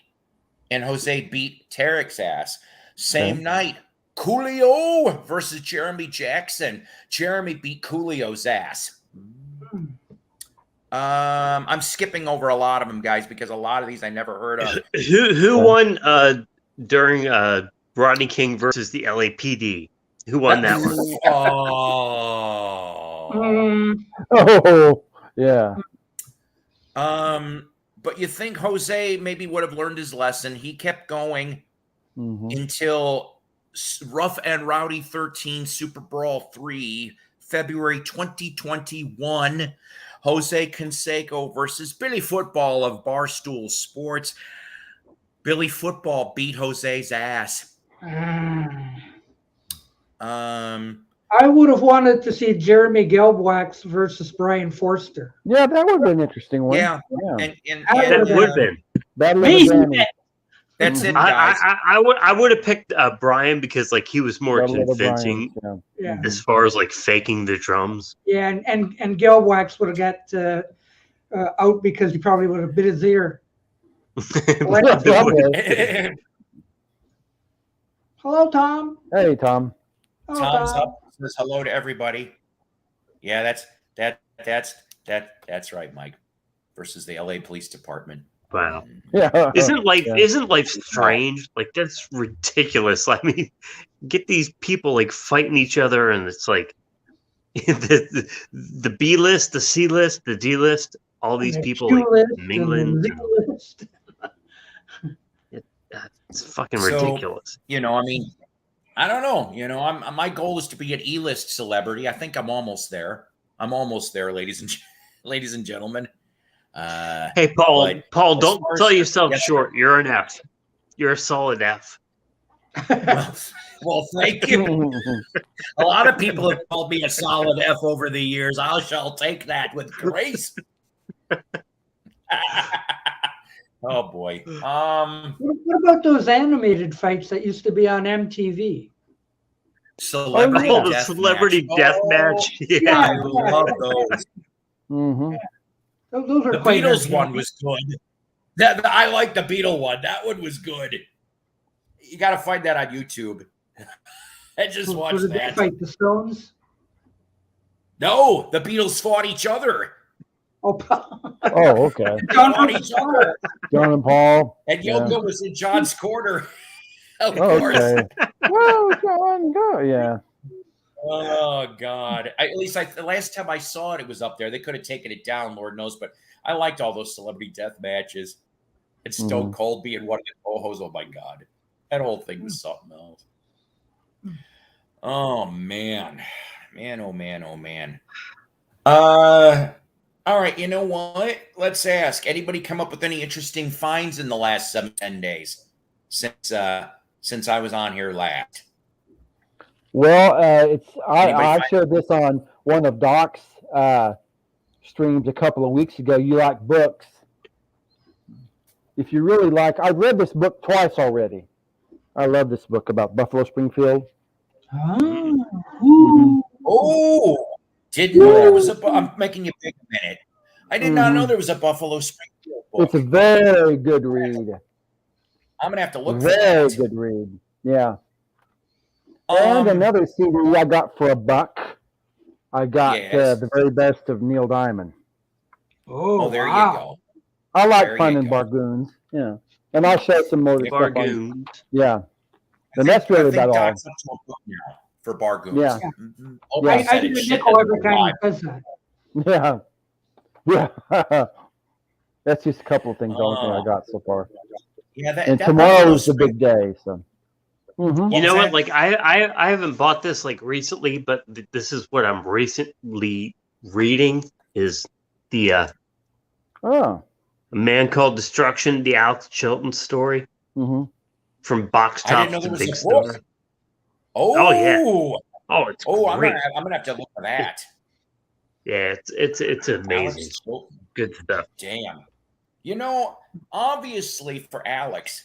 I've got most of the Box Tops records, most. I've never come across in the wild any Big Star, not original OG Big Star. Okay, I've seen all the reissues. But like they sold nothing. You know, it's ridiculous. Now there's an antique mall in my town, and I tripped upon. I think it was an '80s Chilton. I think it's a 12-inch or an EP. And I may go grab that. I haven't listened to it. So I don't even know what the songs are. But I saw it. I'm like, Alex Chilton, what the hell else did he, I'm like, I didn't know he had much of a solo career after the whole Big Star. Like I would grab anything Alex Chilton because he was so eclectic and like his style was all over the place, but he was always solid. It was reasonably priced. I'll have to just check the condition. Maybe I will grab it. I would grab it. Like if I was you, I would grab any Alex Chilton I can find. You know, the thing is, huh? The what? Are we still showing our literary? Sure. You got something? Yeah. Go ahead, Doc. What you got? Oh, Middlemen. Oh, yes. Anybody read Metalmen? Yes. This was good stuff. Yes. Doom Patrol. Oh shit! All that good stuff. And the guy in the corner. Yeah. What's his name? Dude, my mind isn't so good anymore. Giles Martin. No. Doc Magnus. There we go. Doc Magnus. Who was the inspiration for my name? Okay. That's close. When I first started on YouTube, I was Doc Magnus. That's funny. I didn't know that. Yeah. Yes. But there was like 10 other Doc Magnuses out there. Oh. It's Doc Magneto and Titanium Man. Yeah, that's a good. Whatever. But oh man, that was the inspiration. That character, Doc Magnus, in that book. Yeah. A little. So I can't not talk once during one of my broadcasts about this particular Solo Monkey Alert. The EP that was brought up in my last live stream that's coming from 7A. is a 7A. 4. That's right. What number's this, Chip? 7A. And 7A. so the thing is, there was 4 tracks left off the Mickey Dolenz Sings Mike Nesmith. They will be put out on an EP. Vinyl was the original. Now it will also be coming out on CD because the fans asked for it. March 18th. March 18th, it will be released. The Mark that latest down. 7A. Ooh, what you got? Hang on a minute. Ian Matthews? Have you ever heard this album, Ian Matthews' Valley High from 1973, produced by Michael Nesmith? I don't think so. No. Is that on One of my- Countryside? Yes. Yeah, I Electra. heard about like, that label. Yeah, Never it was saw like it. I distributed would by love like to get Electra. that. But I'll tell you what, like one of my top 10 favorite albums of all time. Like No I shit. can remember being like 4 years old, like having my dad play this, and like I'm like, this is great. And he does some great songs from Steve Young, Seven Bridges Road. Oh wow, Todd Bridges. that's neat. Jackson Brown song in here, Randy Newman song, and the Propa Quinty. However you Sure. know, Yeah, that's a hard he one. does a version of that. Like, like you gotta find this great album. I'm glad you brought that up. Seriously, I forgot that he did an album for Nez's short-term label. Yeah. And I love, like, I'm a huge like Ian Matthews fan, and that would be like in my top 10 albums of all time. Like that's just perfect country rock. Like, oh, I'm sorry, guys. Part of the reason for my being part of the reason why I've been depressed as of late is because things seem to be slightly falling apart on another. But I don't want to talk about that. So it is what it is. That's the slogan that I've had since 2020. It is what it is. But I'm glad you showed that Ian Matthews album there. That's going to be. I cannot remember where on Facebook I was. Somebody actually brought up the Countryside label yesterday in a post and showed a 45. They only did about. I think a dozen 45s were ever put on that label, on that offshoot for Nez. And I don't know if that Ian Matthews is the only album that came out with the Countryside imprint. I didn't know. Well, I mean, it came out on Electra, but like there's a Countryside production like moniker on there. So but it's got like red roads on, like, pedal steel, I mean, come on. I gotta tell you, I always heard the name Red Roads, but when I started listening to those first National Band albums, I just really admire the talent that man had. He blows me away in the pedal steel department. I'm like, damn. And I know he was around for years and years and years, but it was because of Nez's records as to why, I recognized that talent. Mm-hmm. And the McCabe tapes from a couple years ago now, I guess. That live stuff. I mean, he shines right through. Nez and him are like interweaving that whole. I go, this is great. This is damn great. And if you guys don't have that, go get that from 7A, the McCabe tapes with Nesmith from '73. That is an excellent concert. Intimate, personal, really nice show. And this is great too. Like, this is Ian Matthews' autobiography. Oh, I didn't know he had one. Yeah. Oh, yeah. Like he has a whole chapter about recording Valley High. He spells his name funny. Well, like he in 1990 he went back to like the original Gaelic spelling with the extra I. But yeah. Great stuff. Great stuff.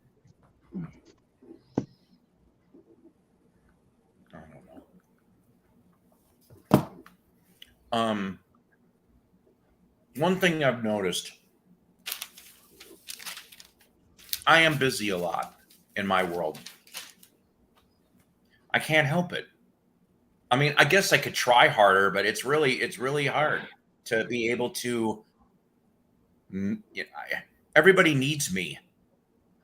I like feeling needed in my family and my friend, but I'll admit it.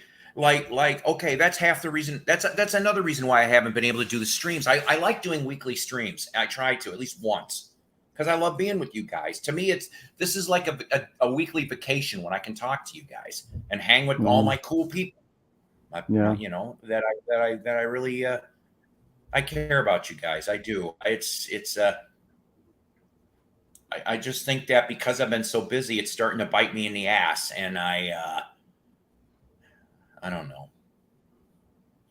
Enough said. Enough topic on that. I don't want to talk about it anymore right now. No, it's great when everybody can get together because like we all learn something from each other, you know? Yeah. Like you always every stream, like you might not have a stream for like 3 or 4 weeks, but like when you do, like you learn a couple little things that you didn't know before, and it's like it makes it all worthwhile. Like, yeah, you guys that's are what awesome. it's all about. You got everybody I here is learned more awesome. about celebrity boxing than I've ever had. Yeah, celebrity boxing. They're starting to bring out more concerts in the area. But like, okay, I'm trying to think here. Right around April 1st, Blue Oyster Cult's coming down here, or as I like to call it, Two Oyster Cult, because it is down to two guys. But still, I've seen some of the recent live videos, and they still put on a damn good show. And I could have sworn I thought I heard there could be a new album coming out this year again from these guys. I like that because I like the last one they did in 2020. I thought that was good. It didn't get enough love. So Blue Oyster will be down here, and then the Chicago Brian Wilson show here in the summer. What's that? Alice Cooper got canceled here. No shit, huh? I wonder why. Yeah. COVID. Yeah.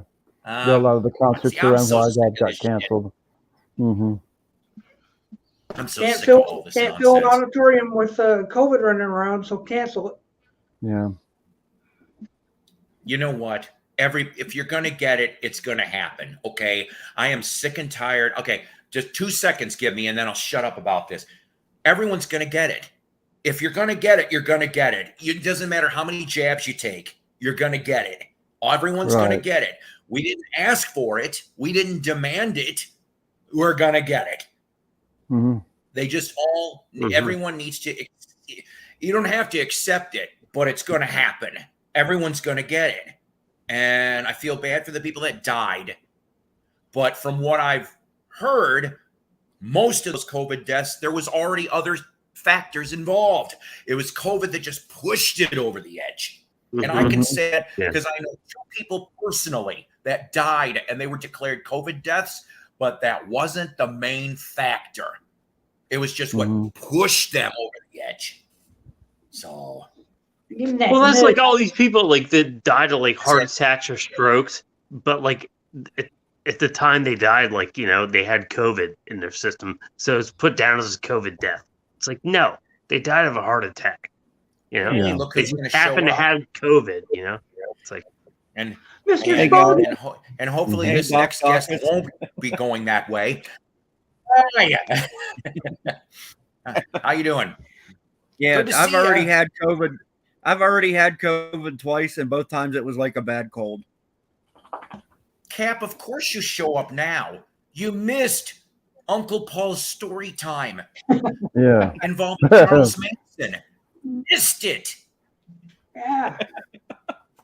Uh-huh. Oh. Somebody's got the phone. Ain't me. He was the captain. Okay. Because I only have a cell phone. To you by chocolate cookie. Okay. Well, He's gone. Oh, well. Life goes on. Phone rings. It does. life goes on. Is there snow up there in Canada, Doc? Yeah. Okay. Is Back to reality. Okay, here we go. Back to no. reality. And it's the first guy, Jeremy. What's his name? Is playing the drums. Jeremy. Him. Oh God, please. Yeah. Thank God, no solo album from Jeremy. Yeah. Yeah. Yeah, but that Suzanne Crowe, she could play a mean triangle. Oh, she could bust that tambourine. Jesus Christ. Ting. Yeah. She was buried with her tambourine. You know that? No, that's not. I'm sorry. Isn't she gone? Didn't she die? Yeah, she's dead. Yeah, she's dead. David Cassidy and Susan Crowe is gone. Yeah, she's gone too. Yes. Or was Dave Madden the first to go? Dave Madden died first, I think, and then. Oh yeah, that's right. And then Good old David, Reuben and then King. and then Susan, I believe. I believe, and Shirley Jones is getting up there. So, yeah. You know, I'll tell you what. Like I've always been a Shirley Jones fan. Like, yeah. You know what? One of my favorite Shirley Jones parts was Beans. Grandma's boy. Oh my God! Whoa! I love that. Like, I Grandma's Boy. Like, I love that movie. There's like 3 people in North America that like went to see that movie. Like, I love that movie. I love that movie. Yep. I gave head to Charlie Chaplin. What the? I'm just like. I can't decide. I would say, seriously, she edges out, barely, Florence Henderson in Shakes the Clown. Am I ever going to see you? Probably not. Yeah, just barely, yeah. I mean, it's close. It's a close tie. Yeah. There you go. That would have been a 70s episode right there of Battle of the Network Stars Jello Wrestling Edition. Shirley Jones versus Florence Henderson. That'd been interesting. It would have to have involved Wesson oil. Okay. Wesson oil. I did there. Wesson oil. Yes. Yeah, but But with that, won that. The Susan Day character, which Brady's girl does she wrestle with? Is Marsha or Jan? Maybe you could have Jan versus fake Jan. That'd be good. Oh, Marsha. I mean, Maureen McCormick. Like, what a hottie, you know? Back then, yeah, she's starting to. Maureen McCormick, Susan Day, Susan Calzo. Those 3. Like, just. Oh, okay. I got to tell you. Everybody fucking went through like 1970. Yeah. Get your glasses. Another story. Okay, boys and girls.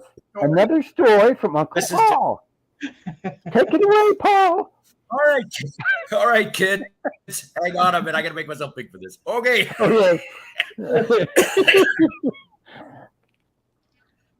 I'm waiting to get big here. That's what she's. Okay. Anyways, so 2003, Branson, Missouri. Oh, okay. Oh God, I was there. Branson, Missouri, 2003. RFD Liberace Theater versus Joanne Castle. See, I love Paul's like a serious look there. It's like a day that will live in infamy. Yeah. Wait a minute. Branson, 2003 RFD Theater, a day which will live in infamy. I can't even fucking say it without laughing. A day that will live in groupie infamy. Ooh. After the cow sills. Oh God, I can't believe I've never said this before on video. God, I'm embarrassed already. I'm blushing. Yeah. So So after the show, they all went to go sign autographs. I have their first album, and what's funny, it comes in a gatefold, and each one of them signed not only their name, but they added Mom, Dad, Bill, Bob, all the other ones that weren't there. So I thought that part was cool. So I take a picture and someday show it to you guys because it's not a great picture. It's a little grainy, but it's there was 4 Cowsills that night because John Cowsill and Bruce Johnston showed up from the Beach Boys because they were going to play the county fair the next night. So they showed up early. So you get 4 because normally there's only 3 Cowsills going around together. By the way, new album in 2022, but I digress. So Susan's there, and I whispered into Susan's ear. I said, look, I know that you're not probably used to this, and I'm not trying to be creepy. I'm across the street at the Best Western. Uh-oh. I said, if that doesn't work for you, because there was an IHOP on the corner, because me and my son were going to go have, breakfast afterwards. I said, and if that's too creepy, I said, I'll buy you breakfast at the IHOP after you get out of here. I love pancakes. Yeah. And then all of them come? I hugged her a little extra tight, and I said, "Nice to meet you all. Take care." So that was the story from Uncle Paul. That tried to hit on Susan Cowsill, and she was probably like, "That fucking creep." That was it. That was the story.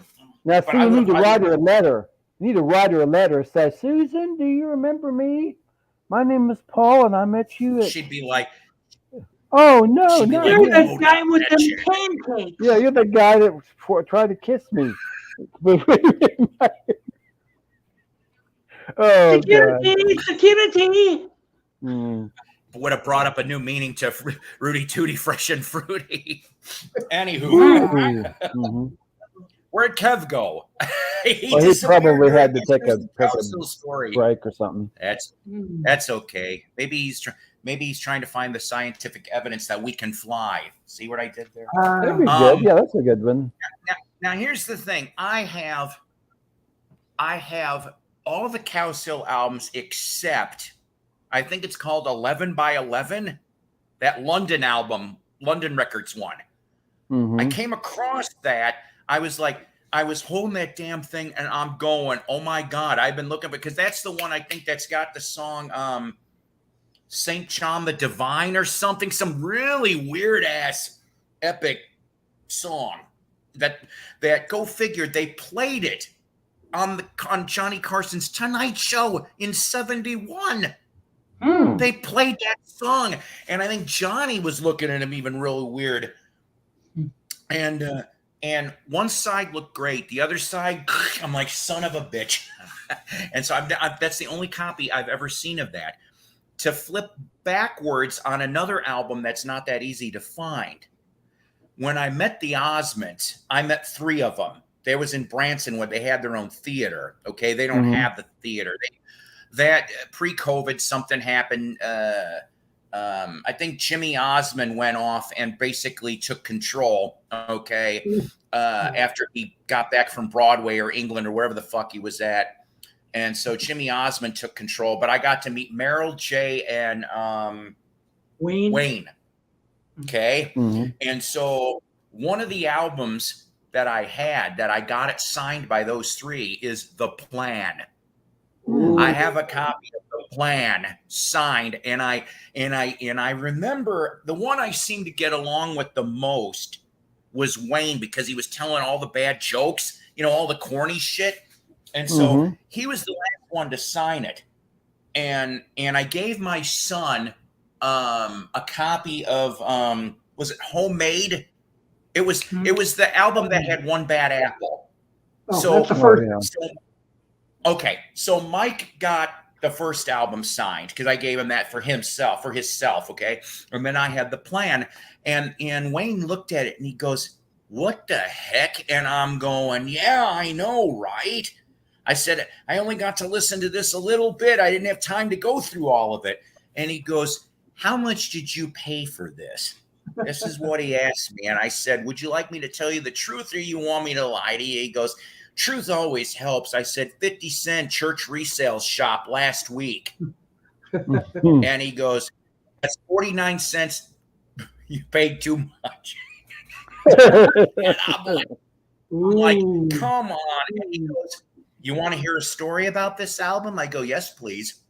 Go ahead, Uncle Paul. Go ahead. Yeah. Well, no. In 74, this is what he said. Mm-hmm. Wayne said this to me. He goes, in 74, we had the TV show. I think the TV show was still going on, or it was getting ready to. But he goes, but we couldn't get our records like on the charts and shit. Maybe I'm a little too soon in my story because Donnie and Marie, that didn't happen until 75, 76, right? So yeah, that was so a little later. I was in high school. Mm-hmm. They were struggling. Okay, they were struggling to get on the charts, and so what happened? MGM put out white label promos and sent that album, The Plan, with no artist being mentioned. Radio stations were picking up on it. And they said, there's some good damn stuff on here. And then when they finally were, they said, just play this on air for a couple weeks and then we'll let you know who it was. So they did. People were calling to request certain tracks. And he goes, all right, who was it? He goes, it's the Osmonds. The minute that they heard that, almost all of the DJs yanked the record. Yeah. Oh. Mm-hmm. There you go. Well, the thing is, they took a page out of a similar playbook because in 69, Paul Revere and the Raiders, they had a hard time getting stuff out there. And so they did the same trick. Columbia Records went off and they put out white label. I would love to find one of these white label ones that say Pink Puzz, because that was they had a band name on there and it was Pink Puzz. Yeah. And they sent it to the radio stations. The DJs were like, this shit's great. He goes, we've had calls, we've had requests. Who is this? And as soon as they said it's Paul Revere, all the same damn thing, almost all the DJs yanked the damn record. So when Columbia put out the album, it said alias Pink Puzz because it was that album. Mm-hmm. Didn't Donnie have the same problem with that Soldier of Love single? Oh, yeah. Mm-hmm. Like you would have never known it was Donnie Osmond. Oh, I remember that. Mm-hmm. The only thing I remember them doing was the cartoon Donnie series Osmond before the Donnie and Marie show. Yeah. Mm-hmm. I like the damn cartoons of Osmonds and Jackson 5 and shit. Yeah. My buddy, remember when I told you that my buddy is gifting me the complete Lancelot link? Okay. Mm-hmm. He was going to get me the same store. It was the complete Jackson 5 cartoon series. But the price tag was ridiculous. And I'm going, I'm glad you didn't spend the money. I think it was like $50, $60 or something for that thing. I'm like, I said, I'm not that big of a fan. I don't need that. But I mean, I downloaded that whole like Jackson 5 cartoon for like nothing and like burned it off on the DVD. It's like, see, now they just need to go off, and Apple needs to legitimately release the Beatle cartoons. I'd buy the set. I don't think that'll ever happen though. Until we're dead. That's sad. Yeah. That's sad. I mean, I think Apple like bought those just to like keep them out of circulation, you know. Have to go find your bootleg of it somewhere. So you're saying that those Beatle cartoons are like the equivalent of their Star Wars holiday special? Oh, is that what you're telling me? No, yeah, pretty much. Yeah, I guess they're pretty good. A holy grail. Mm-hmm. Yeah, like we're not going to find like a Star Wars holiday special Blu-ray edition coming out like anytime in the next like 15, 20 years. Yeah. Box set of all the Star Wars movies, and it's a bonus. The holiday at least until like George Lucas is like 20 years in his grave, maybe. Yeah. Like, at least I got the Ewok movies. It'll all be on that. It'll all be a big and to see the Star Wars Holiday Special in Blu-ray and 4K would be equivalent to watching any porno in 4K. Nobody wants to see the dimples in Jenna Jameson's ass. I'm not in the mood for that, thank you very much. And I certainly don't want to see Harvey Korman all dressed up as a woman stirring shit and Maude singing that horrible song in the Cantina bar. Hey, somebody I haven't heard from in a while. Tom, hey. Hey, what's up, Tom? What's up? How you doing? What's going on? How you doing? Yeah. Hey. Talk about movies. He can go with the Star Wars. Yeah, go ahead. Tell us about the Star Wars thing. Yeah. I tell you what, when I was 5 when that holiday special came out, man, I couldn't be happier that day. You know, it wasn't until decades later that I realized how bad it was. Yeah. Yeah. That's special. Okay, so Goth Angel's favorite Star Wars character is Chewbacca. So she gets a kick when I go, laugh it up, fuzzball. But I said to her, because Riff Tracks, I love Riff Tracks. Riff Tracks. Oh, I love Riff Tracks, yeah. Oh, yeah. They uploaded for free. They uploaded the Star Wars Holiday Special. And it's up there, and I told her, I said, I dare you to watch this. I double dog dare you. And the thing is, she was like, what? And I'm going, I double dog dare you. Now, see, there's the problem, though. And I'll bring this up, and then I'll drop it. There's 2 glaring omissions in the Riff Tracks cut. Now, supposedly, if you're on subscription, you get the whole thing. But in the YouTube, there's 2 parts missing. Number 1 is the Jefferson Starship doing that one song, the great Slicklet song, light up the sky on fire. So you don't get that bit.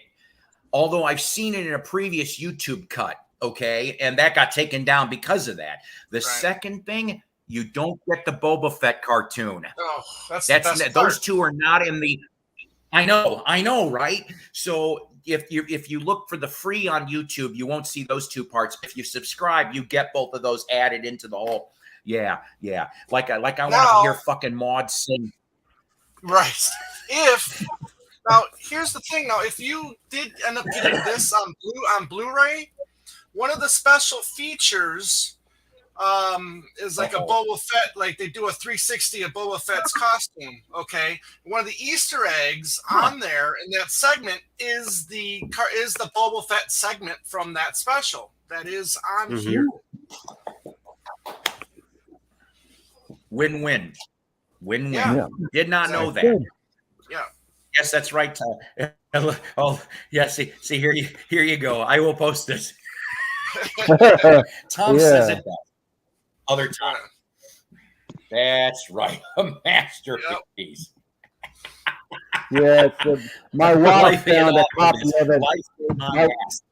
My wife found a copy of it on VHS at a convention many years back. So she was like, you know, and I don't think I ever saw it. Right.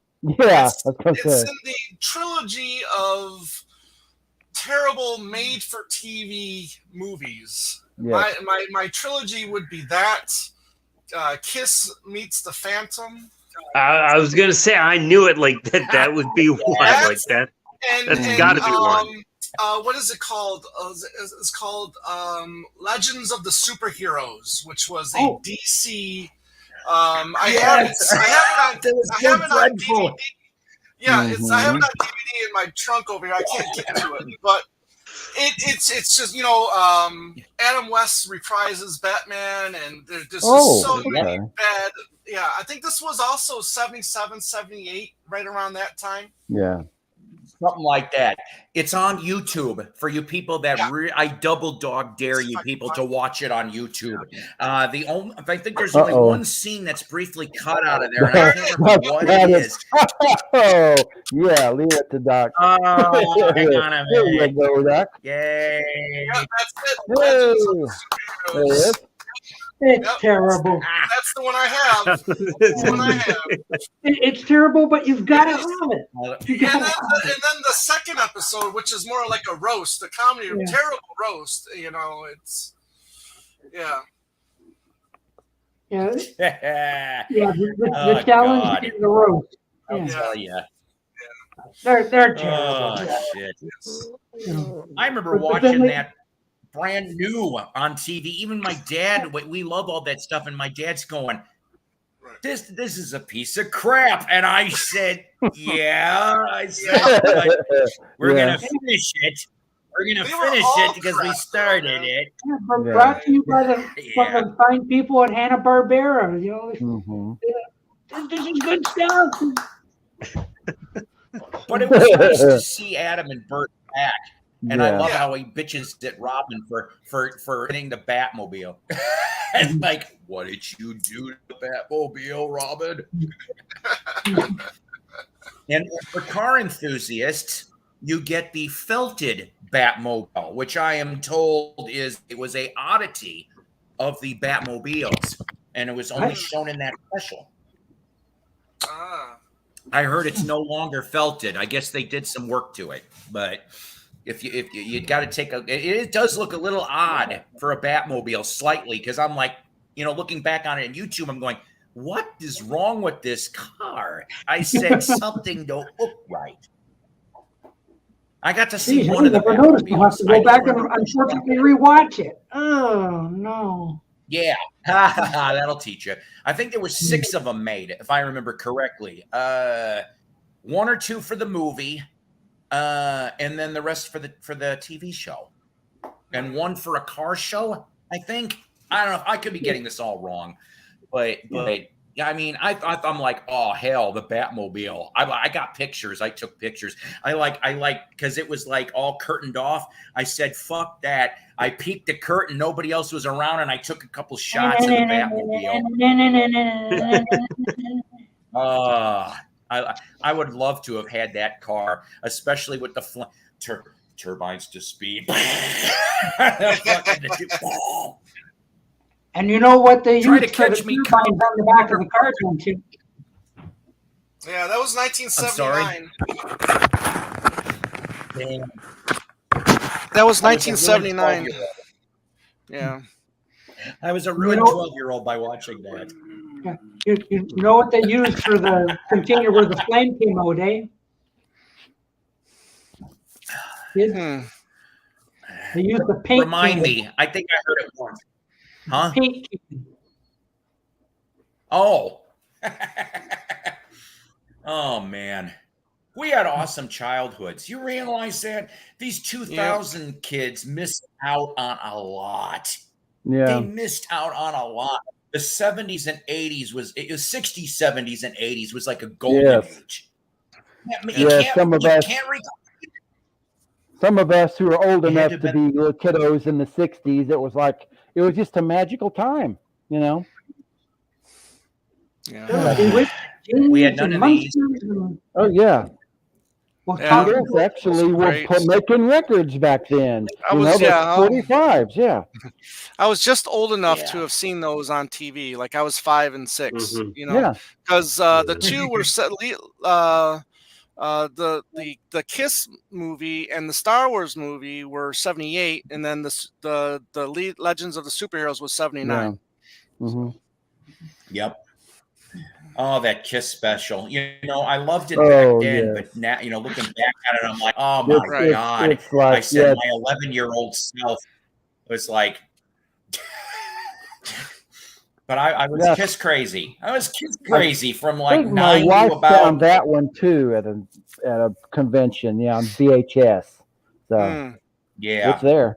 Thank God they put it on Kissology. I think Volume 1. Yes, 2. Volume 1 or Volume 2 was on there. Thank you. And with the commentary. And they have a commentary. And what a great name, Devereaux. Yeah. What a great name, Devereaux. Devereaux. Really close to Devros from Doctor Who. Yeah. Close. Yeah.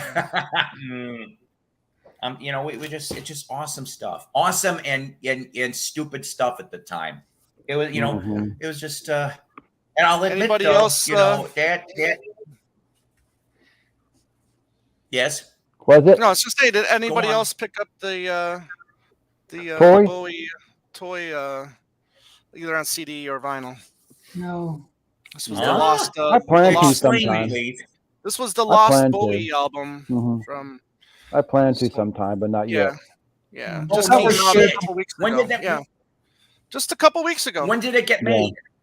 When did it get made? I think that the songs were recorded between 99 and 2010, I believe, if I remember correctly. Oh, and it was going to get released, but then it was discontinued at the last minute. You know, did a Neil Young there. Damn. And yeah. So, but it's all 10-inch. It's not 12. Oh. So, oh shit. Was it? Yeah, pricey? I guess there wasn't. Should have been an EP. 124. But apparently, if it went on 12-inch vinyl, it wouldn't have been enough for all sides. It probably would have had one side etched or something like that. You know, so I'm starting to appreciate David in that period. Seriously, right. Because I was a 70s, 80s David Bowie fan. Right. Yeah. I liked all that stuff. Yeah. And I kind of ignored the 90s and the O's, you know. Like, okay, the exception, and somebody help me out here, because like I said, I mean, I'm working on my second cup of coffee and my brain is a little fried. When did Tin Machine come out? The first That was 80s. That was the 80s. Late 80s. Oh. Yeah, that was like 87, 88. Yeah. 89. I think 89 probably, the first Tin Machine. But I love that one. He should have done a hell of a lot more stuff with those guys. I have to tell you, I know he's not watching, but if he was, I would love to make a huge thank you to Reeve Gabriels, okay? Because Reeve came to perform here pre-COVID. He came to Eureka Springs, which is about 30 minutes away from here, played a small-ass venue. I mean, 50, 75 people, that's it. And The Cure were on a break because he's been the touring guitarist, or maybe he's not anymore, I can't remember, for The Cure for a very long time. I couldn't make the show, Jessica, when she was alive. So this was pre-2019. And I was like, I so wanted to go see him. I'm like, oh, my God. I go... And I said, well, he used to work with David Bowie, and Jess was like, oh, I like David Bowie. I go, but he's been the touring guitar player for The Cure. She actually went half nuts because The Cure was like one of her favorite bands. And I said, well, let's try to get over there. Something happened. We couldn't go. So I hurried up and I sent a care package to Reeves. I said, I'm sorry we couldn't make it. Could you please sign these? This would mean a lot to me. So I sent the first Tin Machine CD cover, and I sent Earthling, because he's on Earthling for Bowie. And so not only did he send those back to me, personalized to me, he sent me some signed guitar picks. Wow. So Reeves, cool dude. I still have some. I'll have to show you one sometime. But cool shit for Reeve Gabriels. But that first Tin Machine, I love that damn album. But it was like, I think I remember seeing, I saw this in the cutout. The album that with Frampton. Never gonna bring you down. It's Glass Spider tour ended up. Oh, Never Let Me Down. You know what I'm talking about? The one after Tonight. I really like Tonight. That's it. That's it. Yeah, the Never Let Me Down tour. Yeah, Glass Spider. I saw shit tons of those in the cutout bins, like shortly after that got released. And for some reason, I didn't care for it. And I think the last Bowie I bought at the time, brand new, was, excuse my charge here a bit, was Tonight. Then I don't think I got her thing. Kind of, I shouldn't know Bowie, but it was just, he wasn't on my radar. Uh-oh, sorry, I see somebody here. I apologize. Oh, it's you. Hi, Mason. How you doing? Mason. Get off of here. But yeah, so I kind of, unintentionally ignored Bowie, but I've always liked the 70s and the 80s. And that was probably because MTV, when MTV out, they showed a ton.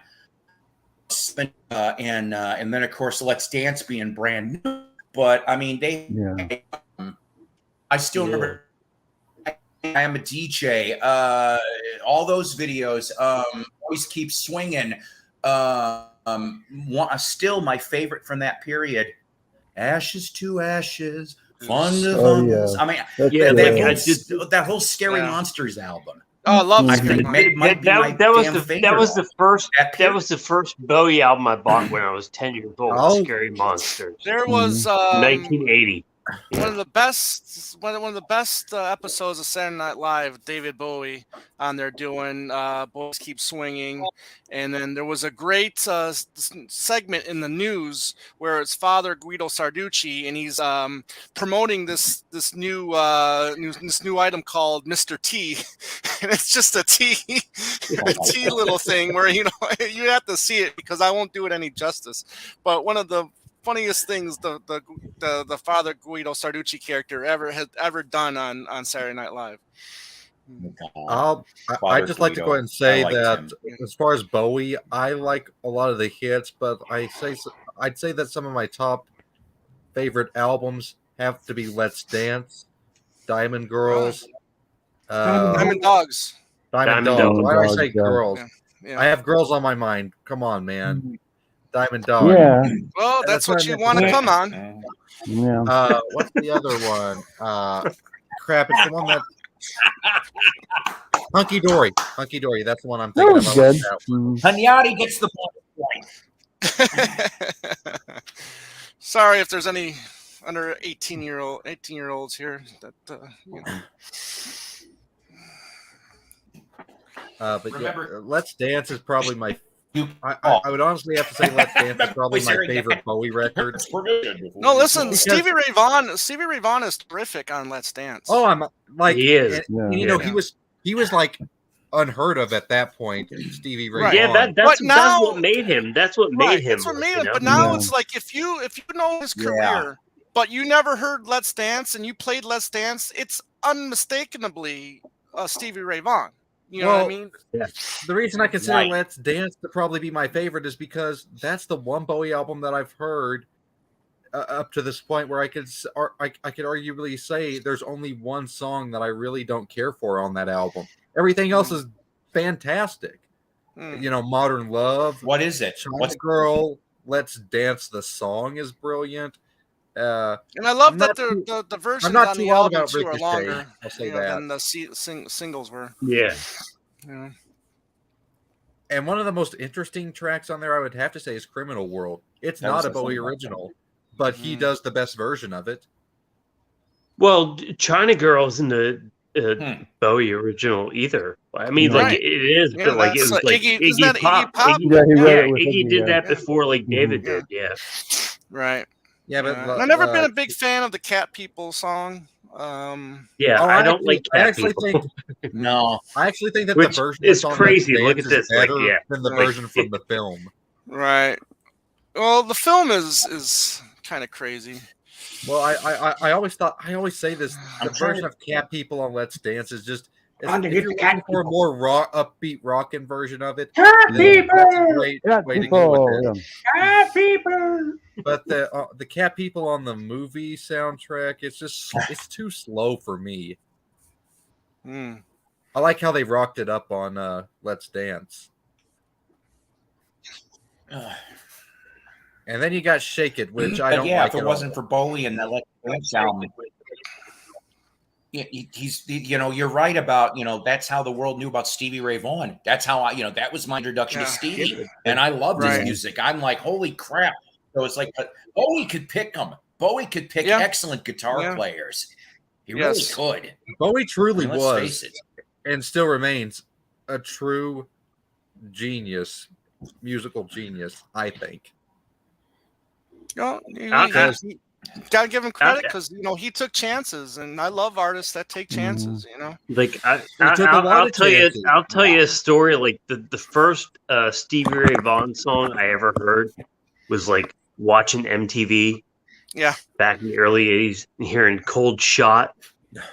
That just blew my mind. Like seeing the video for Cold Shot, like I was like, oh my god, like this guy's great.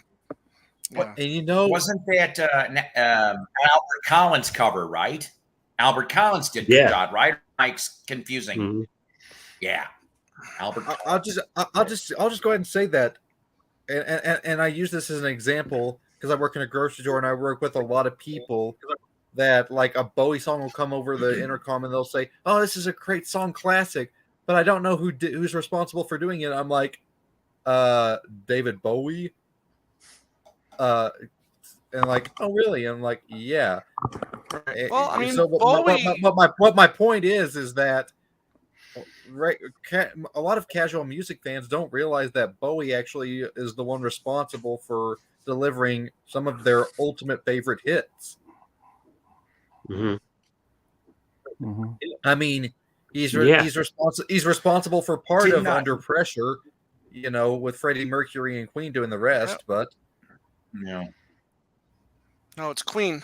It was never Freddie Mercury. Didn't know Queen. that. So there's one thing that if there's one thing that annoys me sometimes, if on the rare occasion that I do listen to the radio, it's when they'll announce it as the singer and the band. Like, oh, you were listening to Jim Morrison and the Doors. No, I wasn't. I was listening to the Doors. Yeah. You know, Yeah. it just so annoys me. Yeah. Same goes with Diana Ross and the Supremes. Yeah, but right. she actually did that. Yeah, for a while. Yeah, so, it did become that, didn't it? Yeah, right where she left, I believe. Yeah, Right. it did become like Diana Ross. Diana Ross with Barry Gordy and said, "You put my name on that." Yeah. Didn't David Ruffin want that for the Temptations? He wanted it David Ruffin and the Temptations at one point. Oh yeah, David Ruffin was like he was a bastard about that. Yeah, like he thought he was like the number one star. Like he's like you know. Well, I know that they did it with Eric Burdon and the Animals. Right. I mean, but those are rare occasions. I mean, it doesn't happen much. Smokey Robinson and the Miracles. You know? Yeah. And for 2 seconds, I'll bring up Tom Hagnotti's favorite band. This is a quick trivial note. For 2 seconds, they considered making it Davy Jones and the Monkees. That's a true story. And I'm so glad they did. Because he was the most well known of the four, yeah. Of the four. Are you talking about Paul Stanley and Kiss? Yeah, Paul Stanley and Kiss. Yeah, that would go over real well. Right. Now we did have Paul McCartney and Wings for a time. Yeah, but that was more of the label suggestion. The label wanted that, not necessarily Paul. Yeah. So he kind of succumbed under pressure on that one. Mm-hmm. So and you notice like that only happened after like Wildlife didn't sell that great. Right, exactly. Yeah. Right. So it's like Paul McCartney and Paul McCartney and then plus after those two albums, when it came to like Venus and Mars, it was back to Wings. This is just what I think about Wildlife. I think this is just my theory, and I'm pretty sure a lot of people have also thought this too, but I just think the reason it didn't sell well when it first came out is because I don't know if the world was much like McCartney 1. I don't know if the world was really ready to hear Paul McCartney do such an ambitious thing like what Wildlife was not ambitious. That was not ambitious at all. It was ambitious in that he was trying something different and making it mostly laid back instead of just a bunch of upbeat tunes. No, there was no single for the album, so that didn't necessarily. I mean, I think the most single-worthy thing on the album is Tomorrow. Yes, I agree. That would have gone down in flames like the Beatles album. It was called Wings. Nobody knew at the time really that it was Paul McCartney's new band. So I mean, there's and plus it would have made a strong EP. Yes, thank you. No. I mean, in a way, though, I mean, I think it's kind of sometimes a half-assed album, because. But I love it. I still love it. But I love it. It is, but like I love like from like Mumbo through to Dear Friends, like the whole thing is brilliant. Like I love Dear Friend is. I would consider that to be actually very, very underrated because a lot of people shit on that song. I'm like, it's beautiful. It's a beautiful album closer. Honestly, it is. Yeah. It is it's fine. But I don't one of the things that Hey, annoys me about Calvin. this particular record, one of the things that really annoys me about Wildlife is oh god, People Are Strange. I think No, I think is a Some cover. people. No, you're thinking of. I know I'm messing up the titles. I'll be People Are strange. Strange or The Doors, but you know which Yeah. song I'm trying to talk about with Wings. Yep. I've been having a lot of sleep deprivation lately, so that's why I'm screwing up my titles. But I just have take a nap. Love Is Strange. Yeah. Okay. Yeah. I had Still to before I good. came on here. And that was the Yeah, that was a single. Peaches That was the and Herb proposed cover, I That was believe. the proposed single for the album too. Yeah. So I'm glad that was never released as a single. To be honest with Yeah, you, But 'cause I'll tell you, All right, guys. some people never know is one of Yeah. Paul's best ballads. Absolutely. I love that. Absolutely. Like, Absolutely. Yes, but that song is Well, amazing. one thing I absolutely hate off Wildlife, and it's the only song that I actually will say that I hate, is Bip Bop. It's the only one. Bip Bop's amazing. You gotta It's listen okay. to it live. It's 10 times Yeah. better live, actually. But that Dear and- Friend that I and Love, Mumbo. Tomorrow I Love, Mumbo is a jam. The Wildlife song, it has a really great message behind it, actually. Yeah. And then you got Red Rose Speedway, All right, which guys, I gotta be I gotta honest, wrap I only this like up. a couple songs off that. What's Okay. that? He's got to wrap this up. I don't want to, but I got to wrap this up. I have to play Family Taxi for a little while. Hey, I want to uh-oh. thank everybody Lemonade. that came on here. Sorry, Lemonade. Captain calling for the Black tech Gold issues. drink. Hey, would somebody Okay, do me a favor, please? Let's all move over to okay. Mason's channel. There we go. Yeah. We're gonna go over to Exactly. Mason. Somebody continue. You the guys comment. really want to do this? Somebody or you continue Yeah. this video, and I will jump back when I come back home. Somebody continue this on their channel, and I love you guys, and thank you very much for watching, everybody. Did you know we Later. had at one point or another 20 people watching this? 20 people at one point. I was very nice. Oh, So I wow. miss you all, and talking about your we probably continue your this, and bedtime stories. Mm-hmm. Later. yeah, there you go. And Hey, and Paul. God, people, Next take care. time. You're Somebody here. that's not me Bye. continue this because I don't Doc, have go time to do a live, live Doc. stream.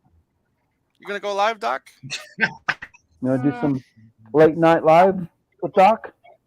Doc, please do it because I don't have the time to do a 2-hour live Go stream. live, I'm- Doc. Come on, I've got man. Whoa, Beans, we can Beans is jump in.